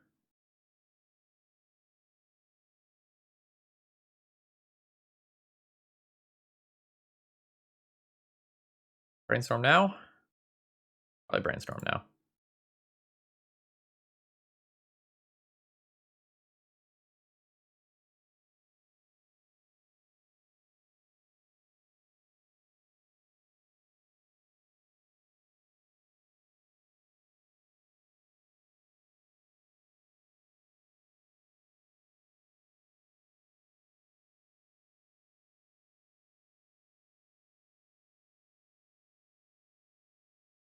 Alex, thank you very much for following.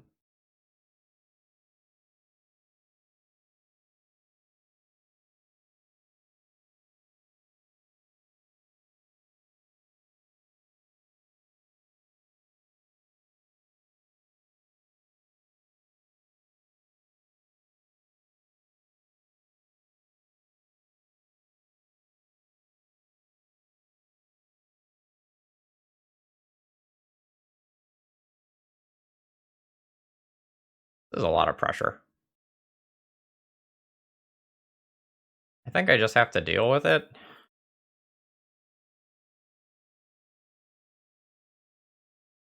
How am I winning this game? Am I winning this game by making a couple more line drops, finding both show and tell and creature? It's awkward. I might just need to force this. Ugh.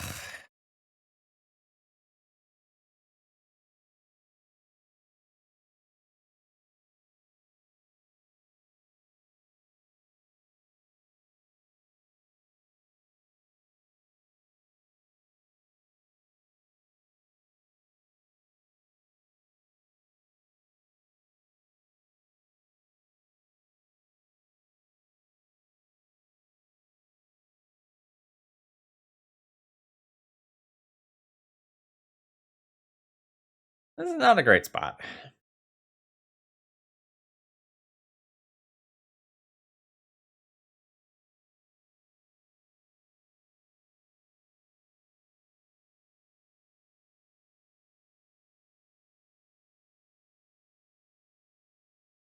If this is only 1 or 2 damage this turn, this is probably okay to not force. If it ends up being like a double cantrip turn, it really sucks to not force this.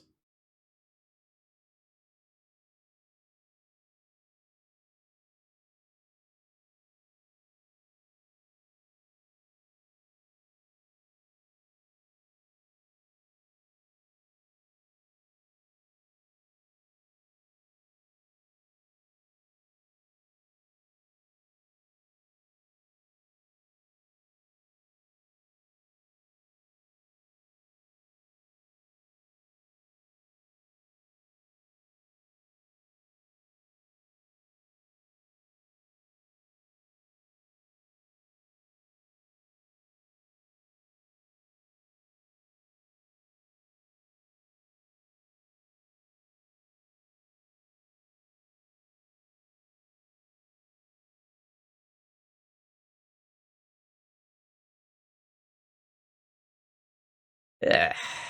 All right.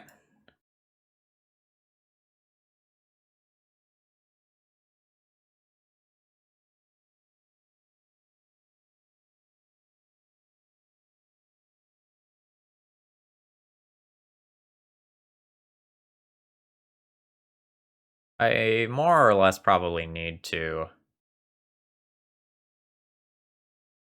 Flusterstorm to protect this Teferi if my opponent was going to counter it.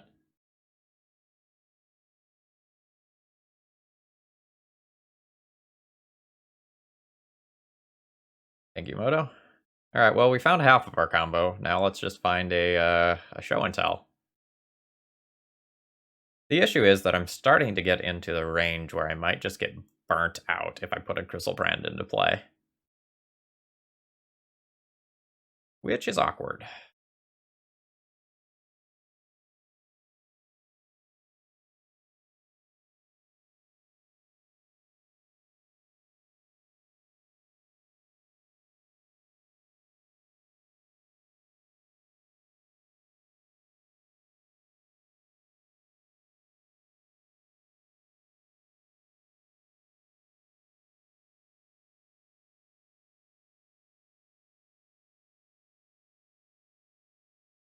I'm gonna get rid of this Seagate Restoration. No, I do nothing a lot. That's not true. I believe my opponent showed us a Brazen Borrower in a previous game, right?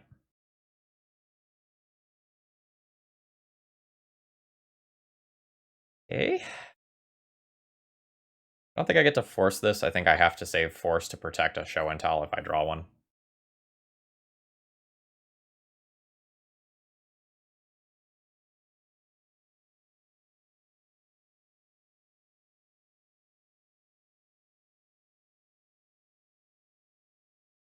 Yeah, Vapor Snag is a possibility in a list like this.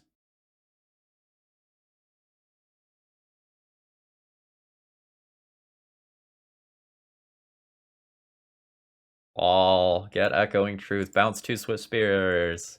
So much value. Not really.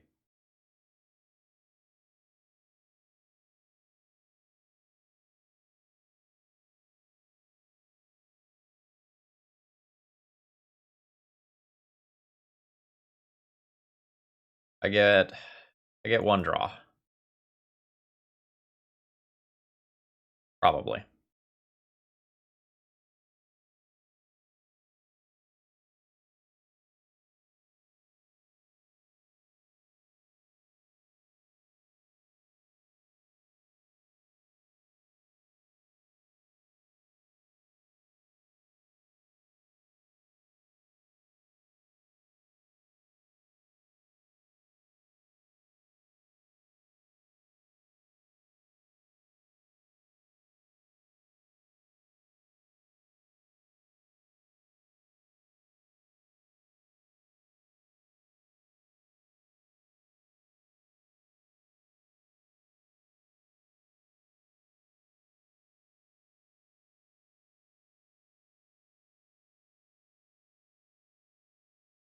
Hey, Skeptic, welcome. There's a world where I'm supposed to fluster this to prevent them from finding another brainstorm or something. But I think the world where I win this involves me having 2 counterspells next turn and ripping directly off the top.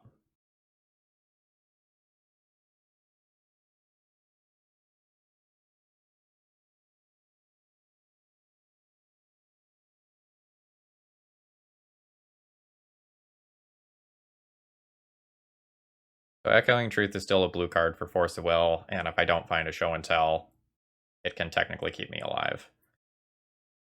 Alright, what do I think about that?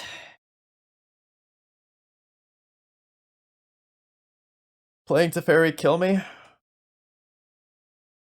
Playing Teferi means that literally any instant or sorcery kills me.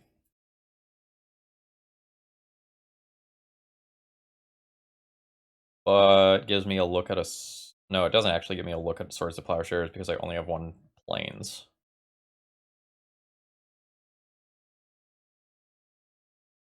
Yeah, we're echoing truthing 2 Monastery Swift Spears in combat to get another turn.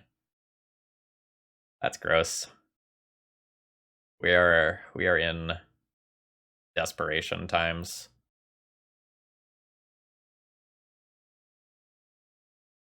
Blue Fog. Gets worse if we have to, like, protect it.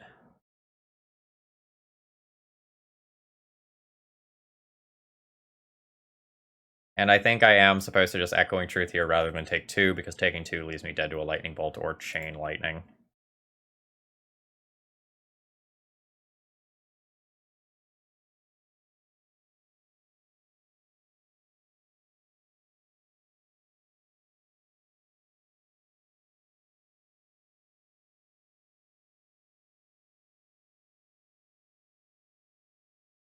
They have 3 mana available, so Flusterstorm doesn't counter Pyroblast. Uh-oh. That's not great. Because then I Force a Will, and I'm in Lightning Bolt range.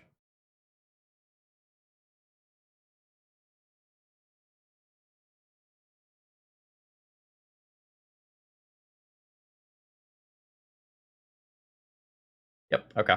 Well. Actually, I could force and pitch the Teferi.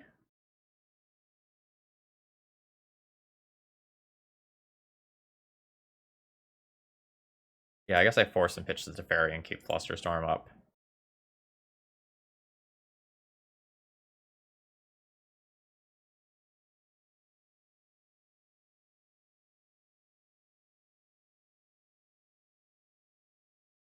And then if my opponent has a Bolt, I just, like, pray that they fire it off right here. Instead of on my turn. Alright, you stop that.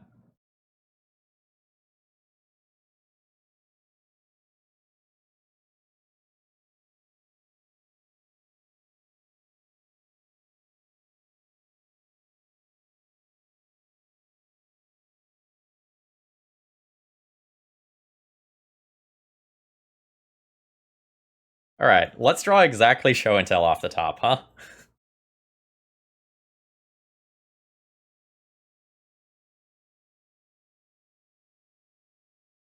Also, please don't let their last card be Bolt.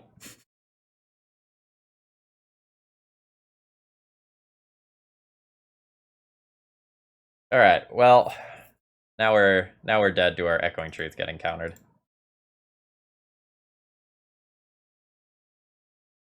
We're on the draw with a hand that's kind of medium. I'm not super excited about it, but finding a show and tell means that this hand probably gets there, so I'm gonna go ahead and keep it.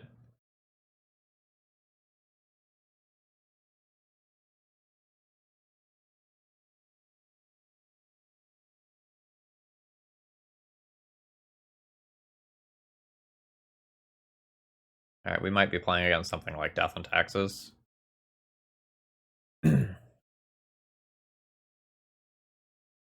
Is this a tapped land? this a blue spell that pitches to force? It might be a blue spell that pitches to force. I'm gonna try to hold my brainstorm for a turn cycle.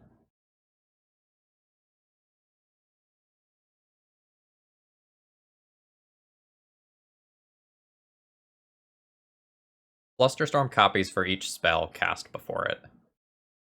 So if there's 2 spells already cast before Flusterstorm, you get 2 copies and the original. So that's a 3 total mana. So my opponent could have tapped out to pay for that.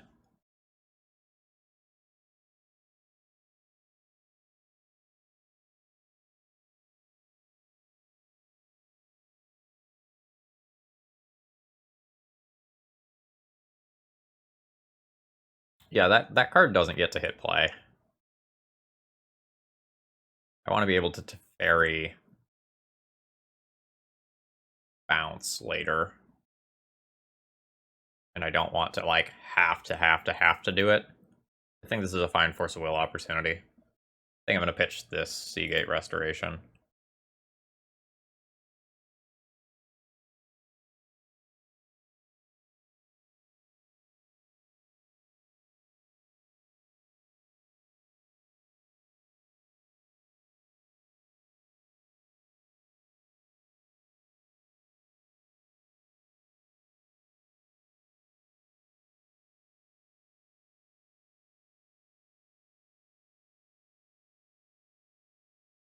Try to find a show and tell.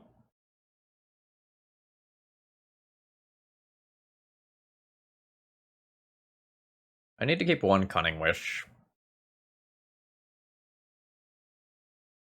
I'm going to bury the other. And then honestly, I might just redraw this land next turn rather than fetch. And cast Ponder this turn. Or like, maybe put a Ponder on top. No, I want the blue card in my hand.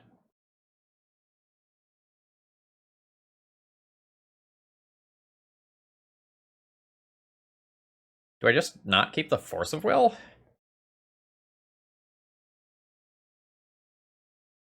I could not keep the Force of Will and then have 3 lands and have the opportunity to cast Ponder this turn. I actually think I like that.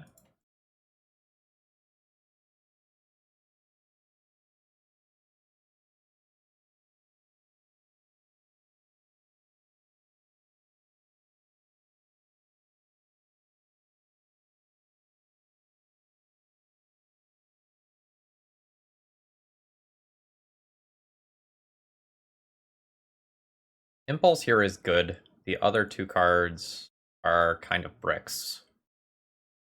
I think I'm going to shuffle.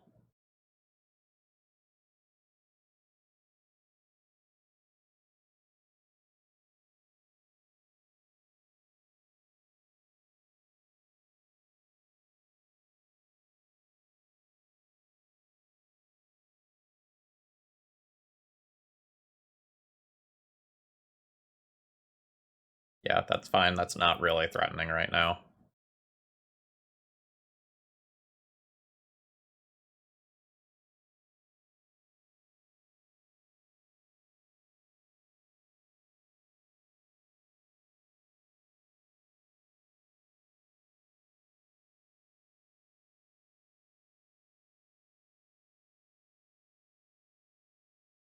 Caracas is irrelevant. We're gonna Omniscience into Cunning Wish, into Shared Summons, into Emrakul, plus Grizzlebrand to extra turn, and then annihilate my opponent's board. I think it's fine to just take a turn and Teferi bounce this. It's awkward specifically if my opponent plays a Sanctum Prelate later that I can't immediately bounce. The only thing.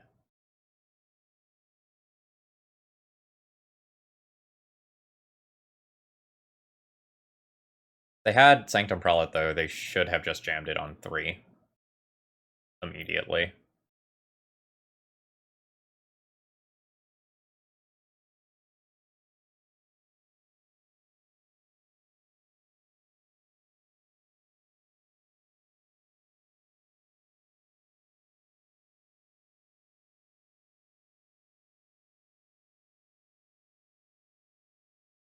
I might be playing too scared by just like focusing around a 1 of.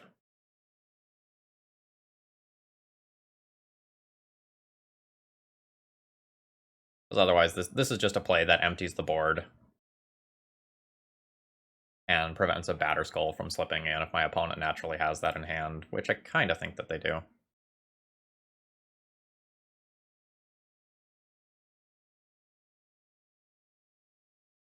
Did we select? Okay.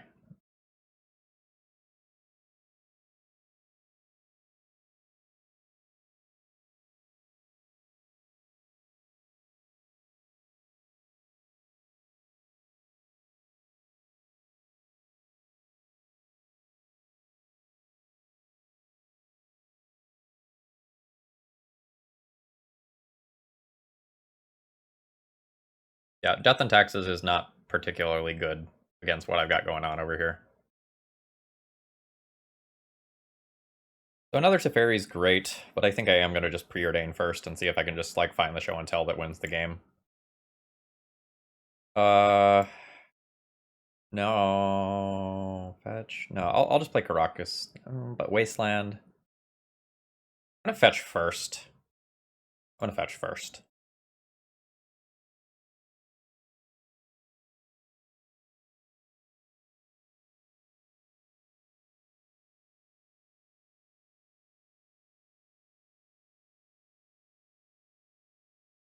Nope.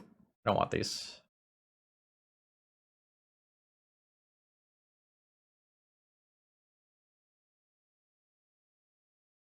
Two cards on bottom, get another City of Traders. Classic.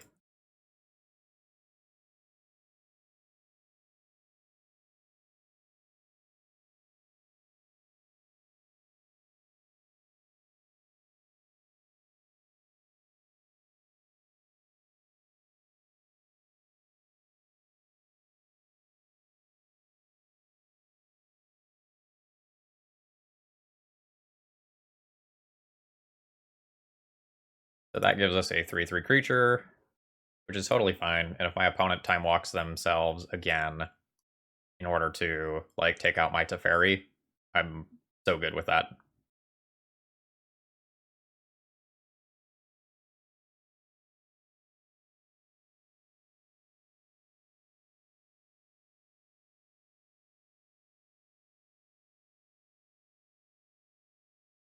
There's also a world where I just, like, Cunning Wish for a Swords to Plowshares. Swords to Plowshares this, have 2/3/3s, and bully my opponent that way.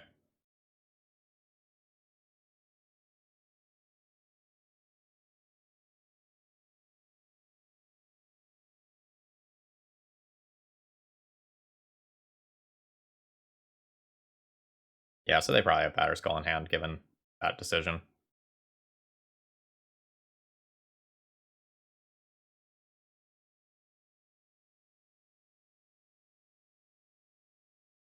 Good with casting this now. Alright, just not getting to find a show and tell. Not even a cantrip here. I guess we're taking, like, yet another Teferi.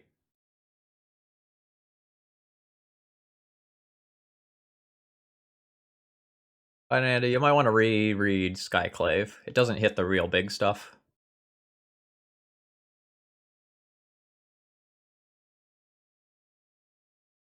It caps at CMC4.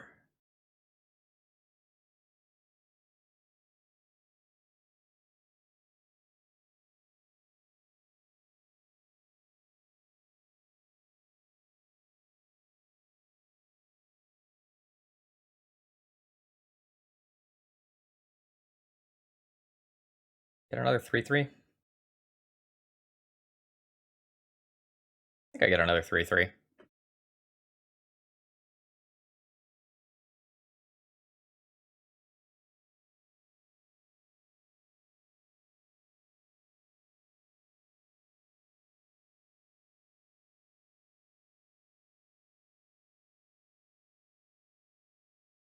Yeah, so the issue here is that my opponent has a Sword of Fire and Ice, and probably a Batter Skull too. So these illusions aren't quite as relevant as they look.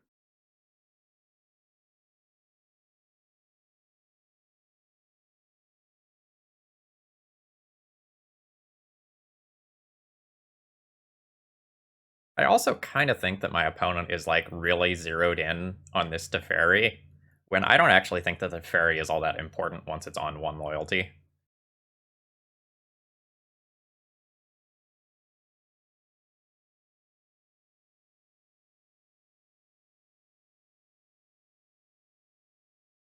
Alright. So this plus this, these two cards cast Show and Tell, so that means I can both Brainstorm and Impulse. The way that I dig deepest is by impulsing first and then brainstorming, but if I brainstorm lock myself, that ends up being a little bit awkward. That said, I think I'm going to go ahead and go for that, because I can just win.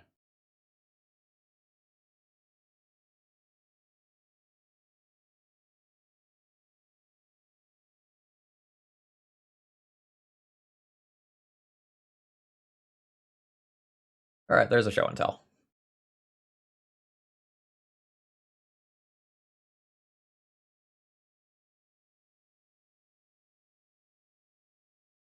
Great.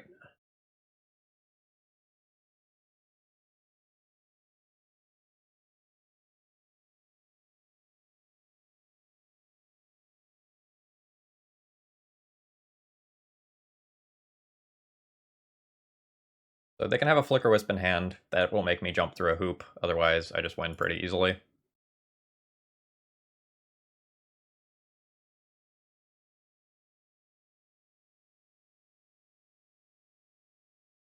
Okay. Yeah, we're good.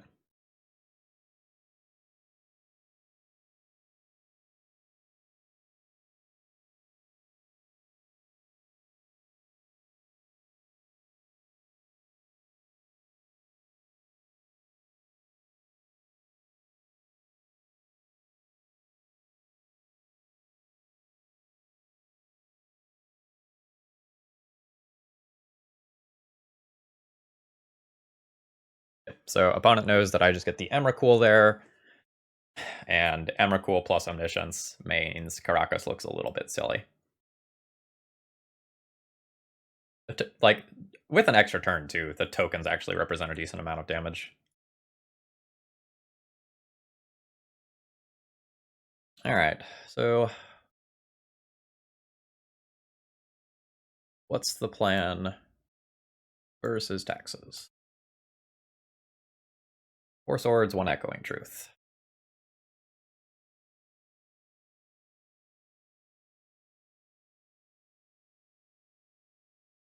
One impulse. 3 preordain, 1 Seagate restoration.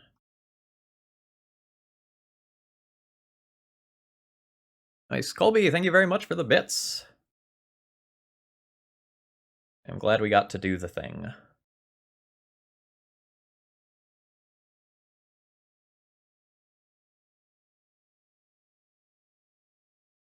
Hey man, you get enough of those pittances, and they add up to do something. Uh, okay, so... hand is fine. I have a Teferi to bounce my opponent's turn 2 Hate Bear. The second Omniscience isn't exactly great, but the first one is quite good. I have a cantrip on turn 1, and a cantrip that plays through Spirit of the Labyrinth. It's probably fine.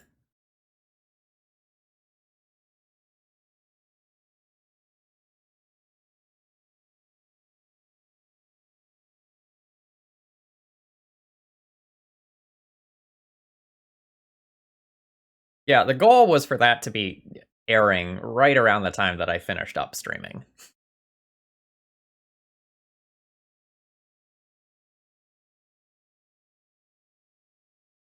I have a Kaldheim set review that went live 20 minutes ago. So it talks about some of the big players and a few of the fringe things to look out for. I like this land, but I don't really like the rest of what's here. I'm just going to go ahead and shuffle these. Oh, nice. All right. Now we need to find 1, maybe 2 lands, and I probably win.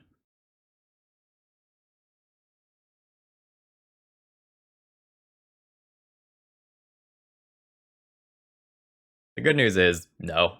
This set is very tame by legacy standards.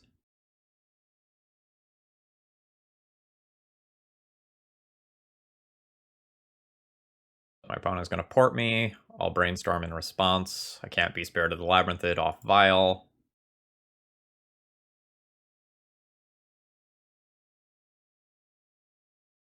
Omnitell, Omniscience, Emrakul. Great. Great, great, great. We'll put back the redundant Omniscience and redraw this card, I guess.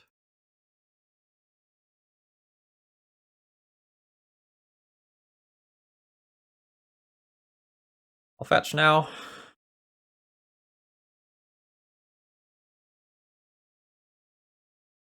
A little awkward because I want to fetch to clear that card off the top of my library. But if I fetch, I want to fetch white, which means I can be left with not blue on my main phase without playing the other land, but I think that's fine.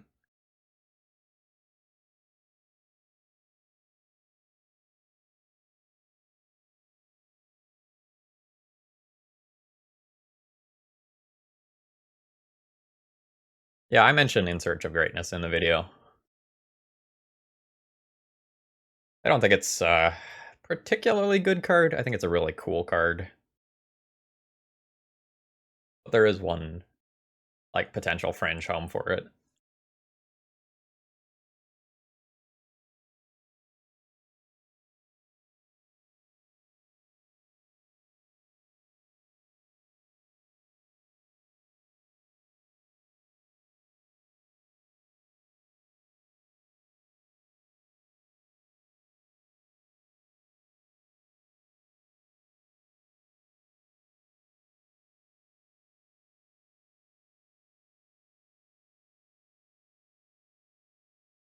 As Foretold, Fine and Andy is, I think, what you're thinking of.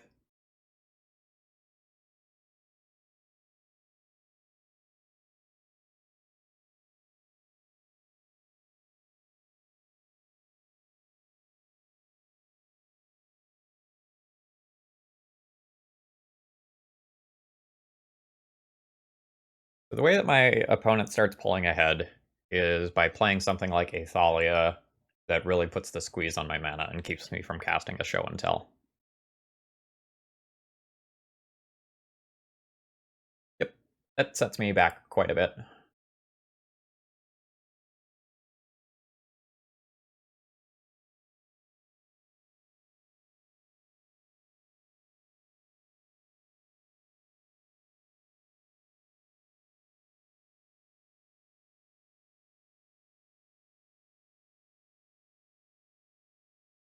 That's okay. Like, all I need is land, and my opponent is not presenting all that much pressure. Spirit of Labyrinth isn't really scary anymore. Sanctum Prelate is scary.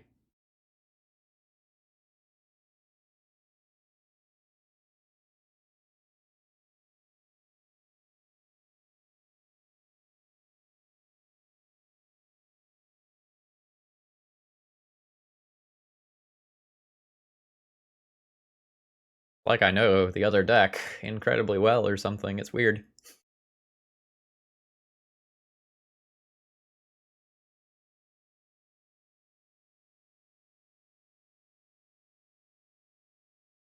So my opponent will port me, and then I'll impulse in response. I'll just be looking for lands.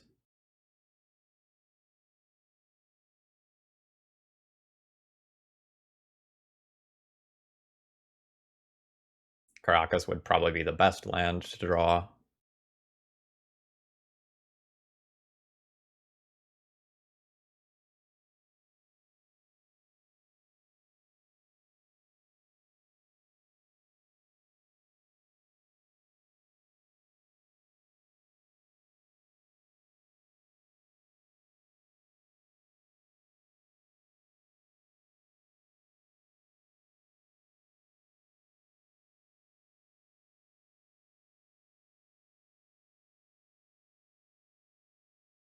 Okay.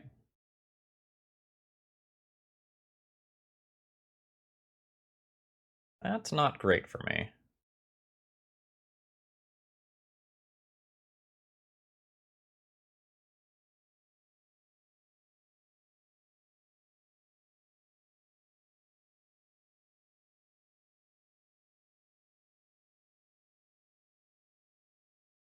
Unfortunately, this also takes out the Teferi, which is one of my outs to Sanctum Prelate.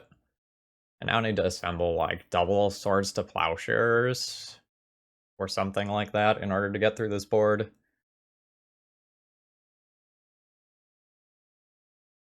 This is maybe the point where I should just go ahead and scoop it up.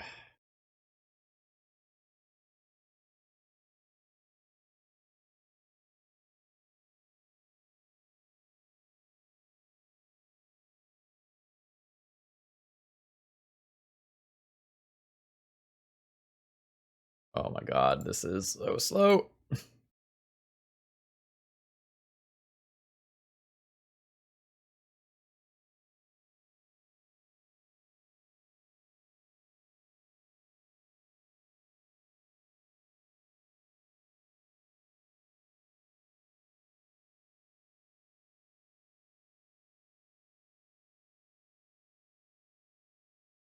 Well, there's the first one. I don't know that I can assemble this quickly enough.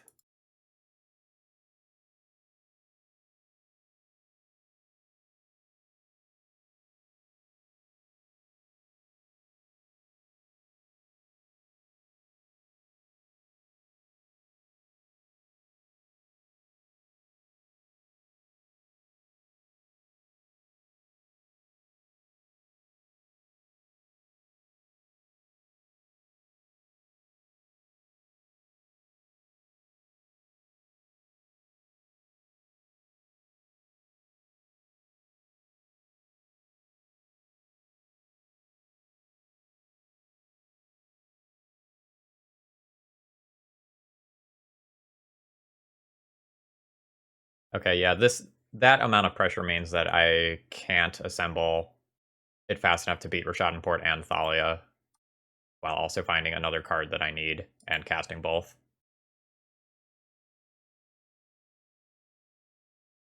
So we get another chance being on the play here.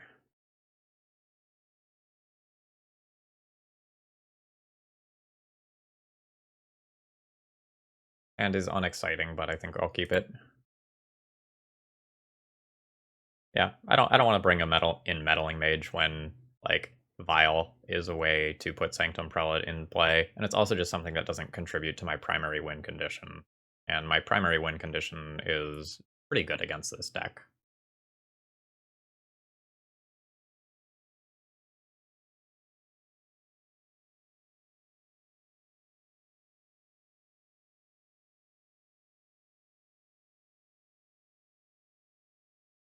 I do not want any of that. I just want show and tell and cantrips at this point. Ah, yes. This card.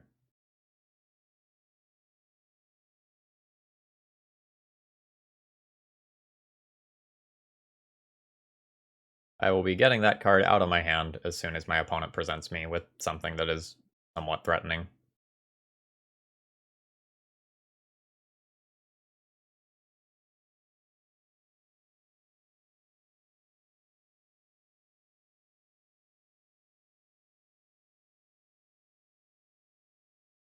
This is getting ridiculous. Okay, there's show and tell, and I have show and tell into Omniscience Impulse next turn. That's pretty great.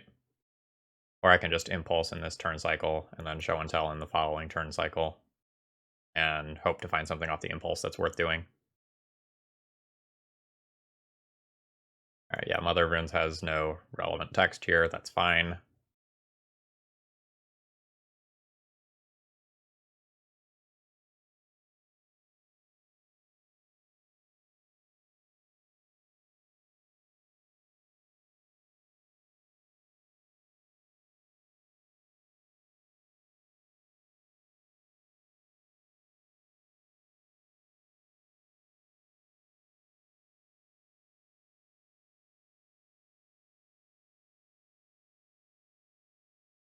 Well, that sucks.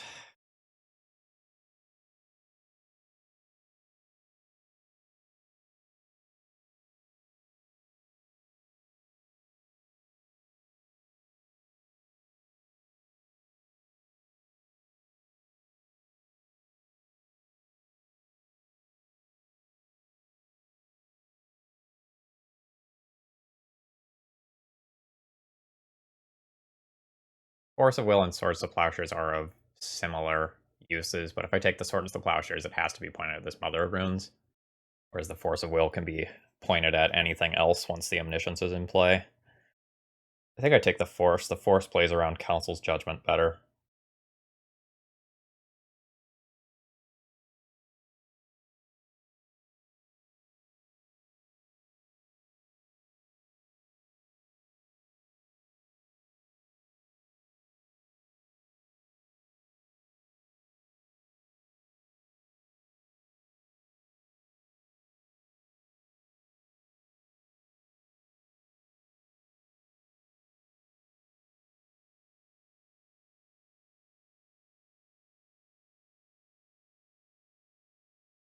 Leon and Relic Order, get wrecked!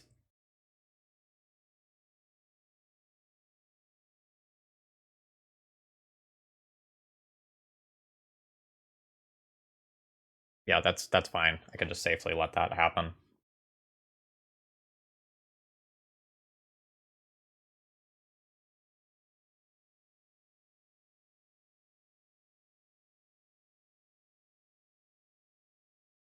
So now I have 4 turns to find a way to win. I have 2 counter spells. And that's assuming that my opponent attacks with the Mother of Runes, which I think they really should be.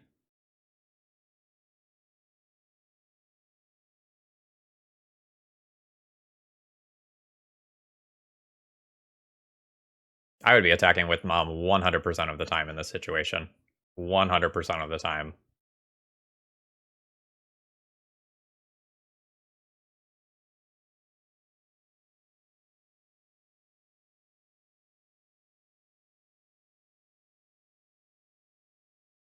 Yep.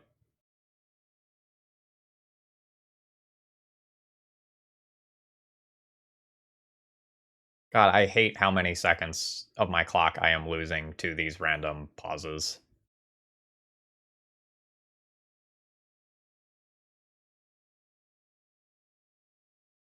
I can Venser bounce that later if I really feel like I have to. That can resolve.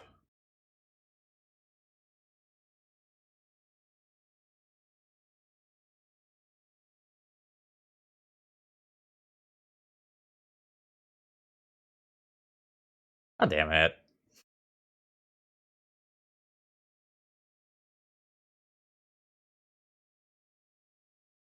God damn it.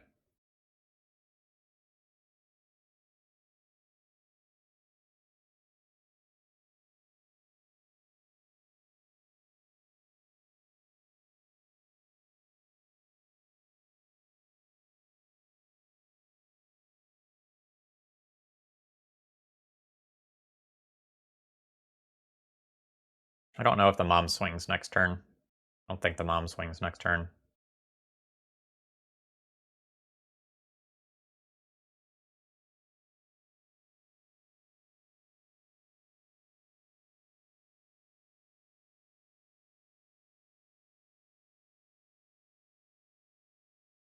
I'm going to time out to Moto lag and be beyond frustrated. That's what's going to happen this game. I'm losing 5 seconds every time I pass priority.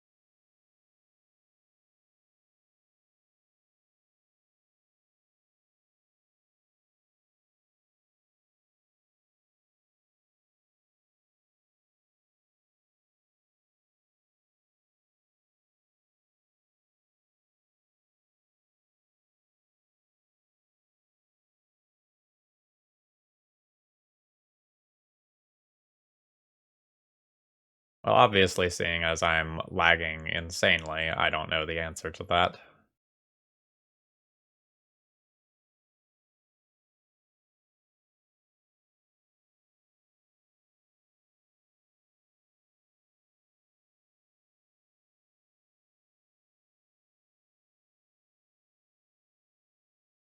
This is the worst league that I have played in a long time in that regard.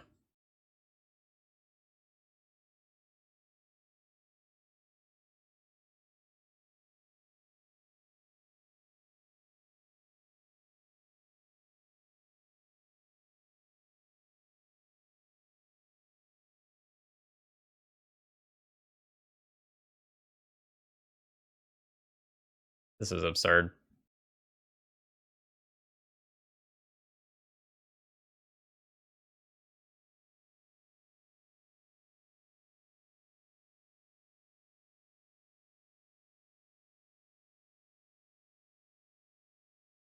I'll hold that in hand to bluff another counterspell.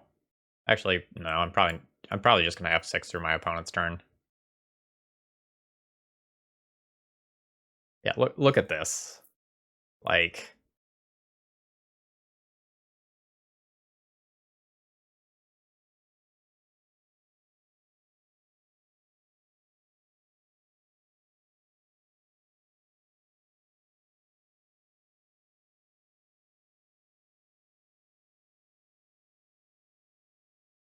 cool.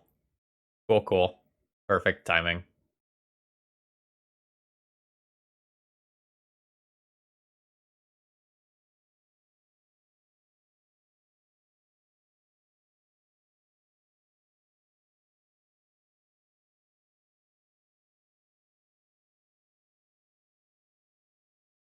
Note that the only reason that I took the play patterns I did of like answering every mom that was hitting the table there was because I was worried about like clicking through game actions.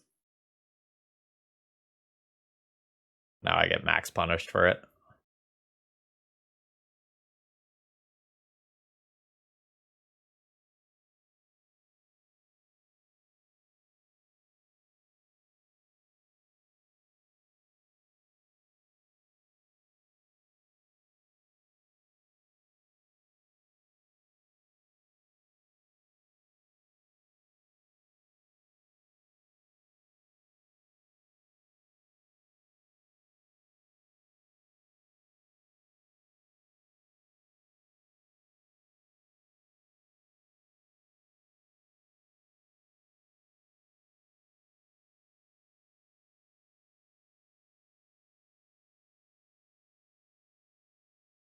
I don't even have priority. Like,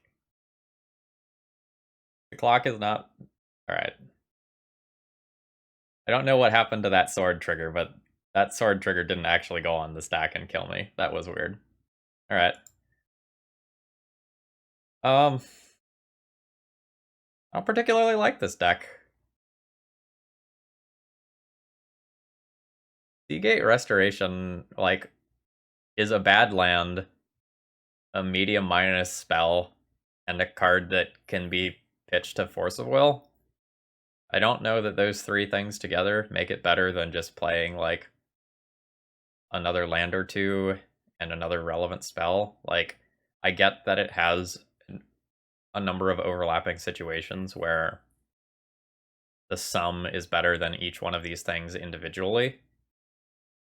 But this, a lot of times I felt like drawing this card was just a straight negative. I don't think this card should be a 4 of in this deck.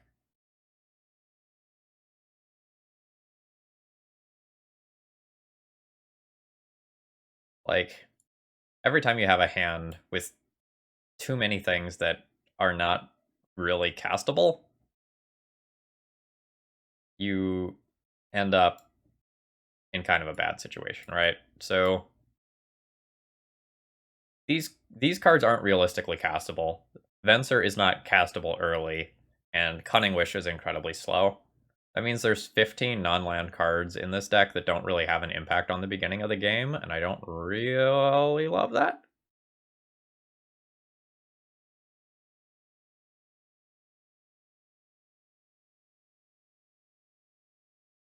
There's a Spirit of the Labyrinth in play.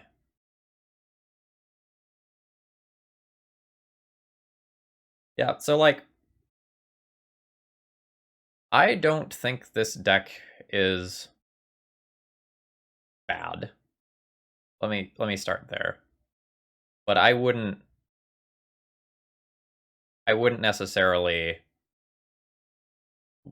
be chomping at the bit to try this out in a premiere event or anything like that. All right, YouTube folks, if you enjoyed this despite the lag, please consider liking, commenting, that sort of stuff. And if you're interested in seeing your deck on the stream or YouTube in the future, the details are always in the video descriptions, as are the deck lists. Have a great rest of the day.